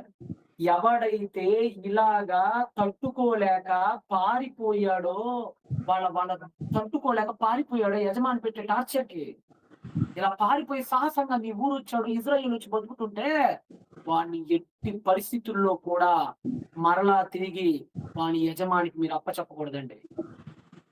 ప్రపంచ చరిత్రలో మీకు ఇలాంటి మాట కనపడదు. This is my challenge. ప్రపంచ చరిత్ర పుటల్లో ఇట్లాంటి మాట ఒక్కటి చూపించండి, ఒక్కటే. బానిసను మనిషిగా చూసిన ఒకే ఒక గ్రంథం బైబిల్. అతడు తన ఇష్ట ప్రకారం నీ గ్రామంలో ఒక దాని యందు తాను ఏర్పరచుకునే చోట మీతో కలిసి మీ మధ్య నివసించవలెను. నువ్వు వాడిని బాధించకూడదు. దాసులు నీ మీరు బాధించొద్దురా. వాడి యజమాని టార్చర్ పెట్టుకోలేక నీ దగ్గరికి వచ్చారా, నీ ఊరికి వచ్చారా, వాడిని నువ్వు బాధించకూడదురా అని చెప్పిందండి బైబిల్. ఎంత నష్టమో తెలుసా అండి, ఎంత ధైర్యం ఉండాలో తెలుసా అండి ఈ మాట అన్నారంటే. ఎందుకంటే వీళ్ళ రాజ్యాంగంలో కనుక అలా చేస్తే వీళ్ళు వెంటనే ఈజిప్ట్, మెసపోటేమియా, హిట్టైట్ల నుంచి బానిసలు రేపు పొద్దున ఇజ్రాయెల్‌కి వస్తే, ఇజ్రాయెల్ గనక 3 సామ్రాజ్యాలకు గనక అప్పచెప్పకపోతే, ఇటు ఈజిప్టోడు, అటు హిట్టైటోడు, ఇటు మెసపోటేమియాడు ముగ్గురు 3 వైపుల నుంచి వచ్చి యుద్ధం చేస్తారు. అంటే దేవుడు బానిస కోసం, ఎవరి కోసం? ఆఫ్టర్ ఆల్ ఒక బానిస బతుకు కోసం 3 మహా సామ్రాజ్యాలతో యుద్ధానికి సిద్ధమయ్యాడు. 3 మహా సామ్రాజ్యాలతో 50 యుద్ధానికి సిద్ధమయ్యాడు. ఎవరి కోసం ఇంత యుద్ధం? ఒక బానిస కోసం. 50 ఎలాంటోడు తెలుసా? ఆయన్ని నమ్ముకుంటే నీ కోసం ఎంత దూరమైనా వస్తాడు, ఎంత మందినైనా ఎదిరిస్తాడు. ఒక్క నాబోతుని చెప్పాడు, నాబు డైనాస్టీని లేపడేశాడు. ఒక్క ఊరియాని చంపేతాడని చెప్పి దావీదును పరిగెత్తించి కొట్టాడు. నా అనుకునే వాళ్ళ జోడికి దేవుడు వస్తే ఎప్పుడు విడిచిపెట్టాడు. దట్ ఈస్ యావే. ఆశ్చర్య, అది యెహోవా అంటే. అందాలంటాడు కాదు ఆయన. ఏనా? అంటే ఎంత క్లియర్ గా డిఫరెన్స్ ఉందో చూసారుగా బైబిల్ కి, మెసపోటేమియా, హిట్టైట్ అండ్ ఈజిప్ట్ కి ఎంత డిఫరెన్స్ ఉందో చూసారుగా. ఇప్పుడు కూడా చూపిస్తా. ఇక్కడ యజమానిని కనుక ఎదిరిస్తే, ఇందాక మీరు ఏమని చెప్పారు? కొట్టి చంపేయాలని చెప్పారు కదా, చెవి కొయ్యాలని చెప్పారు కదా. కానీ బైబిల్ మనకి ఏం చెప్తుందంటే, ఇందాక మీకు చెప్పాను కదా యోబు గ్రంథంలో, ఇందాకే మీకు చూపించా యోబు గ్రంథం. బానిస కనుక వ్యాజ్యం ఆడితే, అరే మన ఇద్దరిని రూపించిన వాడు ఒక్కడే కదా, దేవుడు లేచినప్పుడు ఈయన ఏం చెప్పాలి అని తన భయాన్ని తన భక్తుల గుండెల్లో పెట్టాడండి దేవుడు. యజమానిని నా అనుకుంటా చూశాడు. అందుకని ఎలియాజర్ని వారసుడు చేయడానికి అబ్రాహాం సిద్ధపడ్డాడు అని అంటే తన దాసుని ఎక్కడి నుంచి వచ్చింది? దేవుడి దగ్గర నుంచి వచ్చింది. ఇంకొక రెఫరెన్స్ చూపిస్తా. ఇందాక మీకు మిటానీ లా ప్రకారంగా ఏమని చదువుకున్నాం మనం? కన్ను పోగొట్టినా, పంటిని ఊడగొట్టినా అది నేరం కాదని చదువుకున్నాం కదా. కన్నును పోగొట్టినా, ఒకవేళ పంటిని పోగొట్టినా అది నేరం కాదు మిటానీ లా ప్రకారం. కానీ బైబిల్లో ఎంత గొప్ప మాట ఉందో చూడండి. బైబిల్లో ఒకడు తన దాసుని కన్నయ్యను, తన దాసి కన్నయ్యను పోగొట్టనేలా ఆ కంటి హానిని బట్టి వారిని స్వతంత్రంగా పోనివ్వాలి. ఒక్కసారి పొరపాటున ఏ దాసుని కన్నయ్య పోయిందా, ఇక వాడి మీద నీకు రైట్ అంటే రైట్ లేదురా, ఏమైనా చెప్పరా నాకు, ఇస్రాయేలుడా, ఎవడమైనా కానున్నా. ఒక్కసారి ఒక దాసుని కన్నికి ఏమైనా దెబ్బ తగిలిందా, కన్ను పోయిందా, మూసుకోనని వాడిని విడిచిపెట్టావు. వాడి స్వేచ్ఛగా వెళ్ళిపోవాలాడు. నీకు ఇక బానిస కాదు వాడు. నీ దగ్గర కుక్క అనుకున్నావు ఇంటి బానిస అంటే. దేవుడు చూడండి ఎంత ఖండితంగా చెప్తున్నాడు. వాడు తన దాసుని పళ్ళైనను ఓడగొట్టిరేడగా ఆ పంటి నిమిత్తం వారిని స్వతంత్రులుగా, అంటే కనీసం ఈ పళ్ళు ఉన్నాయి, పళ్ళు నోట్లో ఉన్న పళ్ళు అయిపోయినా కానీ స్వతంత్రంగా వదిలేయాలట. అంటే దెబ్బేయడానికి కూడా వెళ్ళలేదు దాసుని పంటి మీద పెట్టి లేదు. అంటే దాసుడికి ఎంత విలువిచ్చాడో చూడండి, బానిసకి ఎంత విలువిచ్చాడో చూడండి. మనం ఇంకా నిర్గమాకాండం వెళ్ళేటప్పుడు బానిసల దగ్గర ఇంకొన్ని రిస్ట్రిక్షన్స్ కూడా దేవుడు పెట్టాడు. మనం చూద్దాం ఎందుకు పెట్టాడు, వాడికి అదేంటో చూద్దాం. కానీ బానిసకి బైబిల్ ఇచ్చిన అతి గొప్ప విలువ చూడండి. కొడి పళ్ళు పోయినా కానీ వాడి ఫ్రీడమ్ ఇచ్చేయాలి. పెద్ద సంస్కరణ అండి ఆ రోజుల్లో. పెద్ద సంస్కరణ. ఇందాక మనం ఏం చదివాం? వాడుకోలేక ఈడుకోలేక కదా. ఈడు చచ్చిపోతేనేమో బానిసని కనుక వైద్యం చేసినప్పుడు చచ్చిపోతేనేమో ఏం ఉండదు. ఓ 2 షెకెండ్స్ కడితే సరిపోద్ది. అదే ఇక్కడ ఈ అభిరూమ్‌కి సంబంధించిన వాడు గనక ఏమన్నా అయితేనేమో కుడి చేతిని ఏం చేస్తారు? నరికేస్తాడు. అంటే ఇతని హోదా వేరు, ఇతని హోదా వేరు. కానీ బైబిల్ అలా చెప్పట్ల. బైబిల్ ఏమని చెప్తుందంటే, బైబిల్ ఏం చెప్తుందంటే, మీరు పక్షపాతం లేక తీర్పు తీర్చవలెను. పక్షపాతం అనేది ఉండకూడదు మీకు. మీలోనున్న పరదేశికే గాని, అంటే వాడు వేరే దేశస్థుడైనా గాని, మీ స్వదేశికే గాని ఒక్కటే ఏదట? మీలోనున్న పరదేశికి మీరు చేసినట్టు మీ స్వదేశికిని చేయవలెను. అంటే ఇద్దరికి ఒకటే లా. ఇద్దరికి వేరు వేరు లాస్ కాదు. పరదేశికి ఎలానో నీకదేలా. ఇక్కడ అబీలుములు, వార్దుములు, ముష్కిలీములు లేరబ్బా! జాంతానయ్యబ్బా ఇక్కడ. అందరూ నా బిడ్డలే. అందరూ నా దగ్గరే ఉండాలి. అందరూ సరి సమానమే. ఎవరి పనులు చేసుకోండి. ఎవడి జోలికి ఎళ్ళకండి. ఎంత చక్కగా ఉందో చూడండి. మీ దేవుడైన యెహోవా నేనని వారితో చెప్పారు. నిర్గమాకాండం 21వ అధ్యాయం 20వ వచనం చదవండి. ఒకడు తన దాసినైనను చచ్చునట్లు కర్రతో కొట్టిన ఎడల అతడు నిశ్చయముగా ప్రతిదండన నుండును. అంటే ఎవరికైనా ఒక బానిసను గనక చచ్చేటట్టుగా గనక కొడితే ఆ మాస్టర్‌ని కూడా చచ్చేటట్టు కొడతారు. సన్హెడ్రిన్ వాళ్ళొచ్చి. అంటే బానిసని మనిషిగా చూసిన ఒకే ఒక్క గ్రంథం బైబిల్ గ్రంథం అండి. ఎవరు లేరండి. ఎందుకంటే మన దగ్గర బైబిలు మన దగ్గర ఉంది. కిటైట్‌లో మన దగ్గర ఉంది. మోసం చేయడానికి ఏం లేదు కదండీ ఇక్కడ. బైబిల్ మన అందరి దగ్గర ఉంది. హిబ్రూలో ఇప్పటికీ ఉంది. హమ్మురాబి కూడా ఇప్పటికీ ఫ్రాన్స్‌లో ఉంది.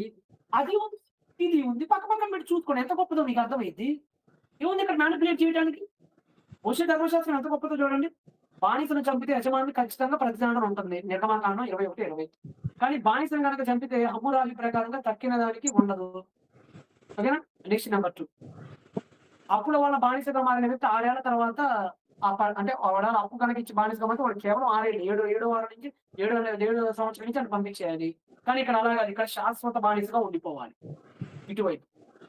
అక్కడేమో శరీరక హాని జరిగితేనేమో పరిహారం ఇవ్వాలి. యజమాని సగం ధర పరిహారం ఇవ్వాలి. ఇక్కడేమో అలా కాదు. వెంటనే విడుదల చేసేయాలి. ఇది మోషేలా.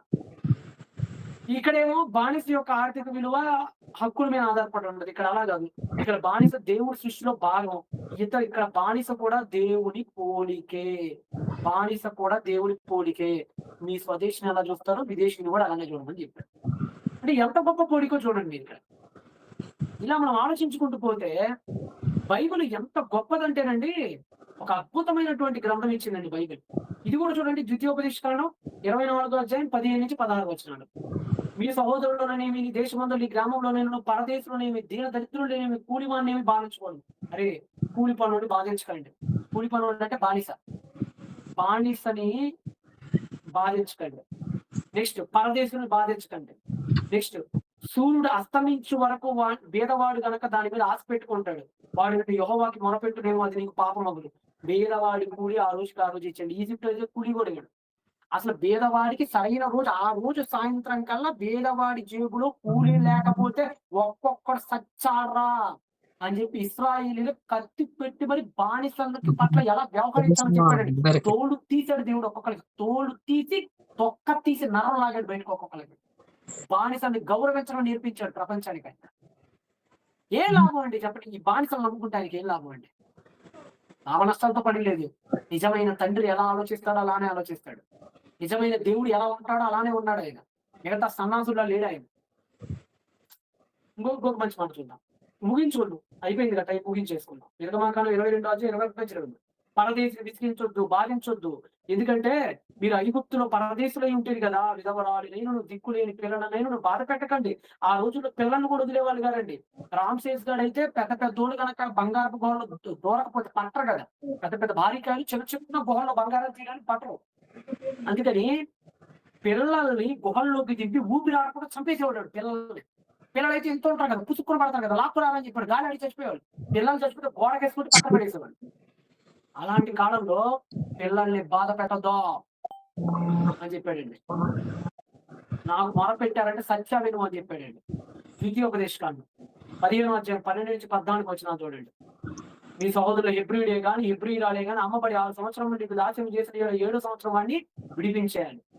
బానిసను విడిపించాలి. బానిసను విడిపించేటప్పుడు వట్టి చేతులతో పంపకూడదు. పని అయిపోయిందా? సరే వెళ్ళిపోరా, 7 ఏళ్ళు అయిపోయింది వెళ్ళిపోండి. వట్టి చేతులతో పంపకూడదు. వాడికి డబ్బులు ఇచ్చి, వాడి లైఫ్ సెటిల్ చేసి, వాడికి ఒక జీవితాన్ని ఇచ్చి, వాడి తర్వాత కాలంలో బతకటానికి కాస్త ఆర్థిక శక్తిని వాడికి అనుగ్రహించాలి అక్కడ. నీవు ఐగుప్తు దేశంలో దాసుడవై ఉన్నప్పుడు నీ దేవుడిని యెహోవాను విమోచించడానికి జ్ఞాపకం చేసుకో. నీ మందంలో, నీ కళ్ళంలో, నీ ద్రాక్షగానంలో కొంత ఆవశ్యకంగా వాడికి, నీ దగ్గర గొర్రెల వాడికి, నీ కళ్ళంలో ధాన్యం వాడికి, ద్రాక్షరసం వాడికి, అన్ని వాడికి. ఎందుకంటే యెహోవా నిన్ను ఆశీర్వదించాడు గనక వాడికి వెళ్ళేటప్పుడు వట్టి చేతులతో పంపకు, వాడికి ఇదన్నీ ఇచ్చి పంపి వెళ్ళేటప్పుడు అని చెప్పాడు. అంటే ఎంత గొప్ప గ్రంథం మనకి ఎక్కడ దొరికిద్ది చెప్పండి? మనకి ఎక్కడ దొరికిద్ది అంటే నిర్గమకాండంలో ఒకటి ఉంటుందండి ఇదే వచనం. పరదేశం విసిగించొద్దు, బాధించొద్దు, మీరు ఐగుప్తులో ఉన్నారు. ఇంకోటి చూడండి, రెస్ట్ అనేది లేదు కదా. ఇందాక మనం చూసే కదా, అసలు ఐగుప్తు, మెసొపొటేమియా, హిత్తయిలో బానిసకి కనీసం పడుకోవటానికి రెస్ట్ కూడా ఉండేది కాదు. కానీ దేవుడు ఏం చేశాడు తెలుసా? బానిస కూడా సబ్బాత్ ఆచరిస్తాడ్రా, వాడి జోలికి వెళ్ళారని సచ్చారా మీరందరూ. బానిస కూడా నావాడే, వాడు కూడా నా బిడ్డే, వాడు కూడా నా పోలికే, వాడు కూడా నా స్వరమే, వాడు కూడా నీ కన్నా నా బిడ్డే, వాడికి కూడా సేమ్ రైట్స్ ఇస్తున్నా. వాడికి కూడా శనివారం వస్తే వాడు కూడా పడుకోవాలి, శనివారం వస్తే మీలాగా వాడు కూడా ప్రశాంతంగా నా వైపు ఉండాలి, శనివారం వస్తే వాడు కూడా హ్యాపీగా రెస్ట్ తీసుకోవాలి, వాడు కూడా కాస్త అన్నం తిని హ్యాపీగా ఉండాలి. వాడిని పని చేయించొద్దు మీరు ఆ రోజు. చూడండి ఎంత చక్కని మాట్లాడు చూడండి. నిర్గమకాండం 20వ అధ్యాయం 10వ వచనం. 7వ దినమున నీ దేవుడైన యెహోవాకి విశ్రాంతి దినము, దానిలో నీ కుమారుడైనను కుమార్తెనైనను, ఇదిగోండి ఇక్కడ ఏమన్నాడండి, నీ దాసుడనైనను దాసినైనను. అంటే దాసుని దాసిని కూడా కుమారుడు కుమార్తెతో సమానంగా చూశాడండి. ఈ పశువునైనను ఈ ఇంట్లో పరదేశిన ఏ పని చేయకూడదు. అంటే చివరికి ఏ పని చేయకూడదు. చూడండి, ఒక నిర్గమకాండం 21 అధ్యాయం 20 ప్రకారంగా దాసుని కనుక కొట్టి చంపితే వీడు ఇక్కడికి వచ్చి సెంటర్ లో నిలబడాలి. ఓనర్ ఇష్టానుసారంగా వెళ్ళిపోతానంటే కుదరదు. నటి రోడ్లో సనిహెడ్రిని సభ ముందు నుంచోబెట్టే బానిసను కింద కొట్టినందుకు గాను కొరడా పెట్టి తాటేస్తారు అక్కడ మాస్టర్ కి. అంత గొప్పగా నడి రోడ్లో మాస్టర్స్ నుంచోబెట్టింది బైబిల్. నడి రోడ్లో యజమాను నుంచోబెట్టింది. బానిస పక్షాన నిలబడింది, బానిసల పక్షాన మాట్లాడింది, బానిసల పక్షాన వెలుగెత్తింది. ఒక అంబేద్కర్ లాంటి వాళ్ళకి స్ఫూర్తి కూడా ఇదే కదా, బైబిలే కదా ఇచ్చింది. అంటే ఎంత గొప్ప వ్యవస్థని దేవుడు మన కోసం రూపుమాపాడు, ఎంత గొప్ప వ్యవస్థని దేవుడు మన కోసం రూపుదిద్దాడు, ఎంత అరాచకాన్ని దేవుడు రూపుమాపాడు అనేది మీరు ఆలోచించుకోండి. కాబట్టి బానిస వ్యవస్థ అనేది మీకు అర్థం కావాలండి. కాబట్టి బానిస వ్యవస్థ మీకు అర్థమైతే మన దేవుడు ఎంత గొప్పడో అర్థమైంది. ఆ రోజుల్లో ఉన్న బానిస వ్యవస్థలు అర్థమైతే మన దేవుడు ఎంత ఉన్నతుడో, ఎంత ఉత్కృష్టుడో మీకు అర్థమైంది. కాబట్టి మీరందరూ కూడా ఆలోచించుకొని చక్కగా బైబిల్ చదివేటప్పుడు ఒక అశ్లీలం గురించి అర్థం కావాలంటే ఆ రోజుల్లో అశ్లీల చరిత్ర, ఒక బానిస గురించి అర్థం కావాలంటే ఆ రోజుల్లో ఉన్న బానిస చరిత్ర, ఎందుకు ఇన్ని షెకెళ్ళకి అమ్మారో తెలియాలంటే ఆ రోజు ఉన్నటువంటి ఆర్థిక వ్యవస్థ యొక్క చరిత్ర, ఇలా ప్రతి దాన్ని కూడా మీకు పొద్దున నిన్నో చెప్పినట్టు గుర్తు నాకు. పైకి ఒక చిన్న హోల్ లాగా ఉంటది, లోపలికి ఎంతో పెద్ద భాండాగారం కనపడుతుంది బైబిల్లో. ప్రతి వచనం వెనక ఒక పెషారింగ్ కాన్సెప్ట్ ఉంటది, ప్రతి వచనం వెనక ఒక అద్భుతమైన చరిత్ర దాగుంది. కాబట్టి మీరందరూ ఆ చరిత్రను తెలుసుకొని బైబిల్ చరిత్ర మీకు బైబిల్ బాగా అర్థమవుతుంది అన్న సంగతి మీ అందరికీ తెలియజేస్తున్నాను. నాకు మీటింగ్ టైం అయింది, నేను కూడా బయలుదేరాలి. సంతోషం, ధన్యవాదాలు. రేపు మరొక మంచి తరగతిలో మనందరం కలుద్దాం. ఈ వీక్ లో రేపే లాస్ట్ క్లాస్ జరగబోతుంది. తర్వాత మళ్ళీ సోమవారం మనం ఒక కొత్త సిరీస్ స్టార్ట్ అవుతుంది. మళ్ళీ మనకి నెక్స్ట్ సోమవారం నుంచి ఇదంతా అయిపోయింది. మనకి ఇదంతా అయిపోయి మనలో చాలా మంది అడిగారు కదా, ఎందుకు ఇన్ని ల్యాండ్స్ ఉండగా దేవుడు క్రెసెంట్ ల్యాండ్ ఎందుకు ఎంచుకున్నాడు, ఎందుకు సింధు కాదు అనే చాలా డౌట్లు ఉన్నాయి కదా మనందరికి. ఆ కొత్త తరహా డౌట్లలోకి మనం వచ్చే వారం నుంచి ప్రవేశించబోతాం. కాబట్టి వచ్చే వారం ప్రతి పాఠం చాలా ముఖ్యమైనది, మీకు తోరా అర్థం కావడానికి చాలా విరూపాలు పనిచేస్తుంటది. కాబట్టి ఖచ్చితంగా అందరూ అటెండ్ అవ్వండి. హోంవర్క్ ఖచ్చితంగా రాస్తూ ఉండండి. మీరు హోంవర్క్ రాస్తే దేవుడు మీ సీరియస్ చూస్తాడు, మీ జ్ఞానం ఇస్తాడు. లేదు మేము విని పనుకుంటామండి, మాకు అవసరం లేదని అనుకుంటే మీ కర్మ లేదు. సంతోషం, ధన్యవాదాలు. బీ ద రాష్ట్రం, లైట్ రోజ్, షాలోమ్, బాయ్.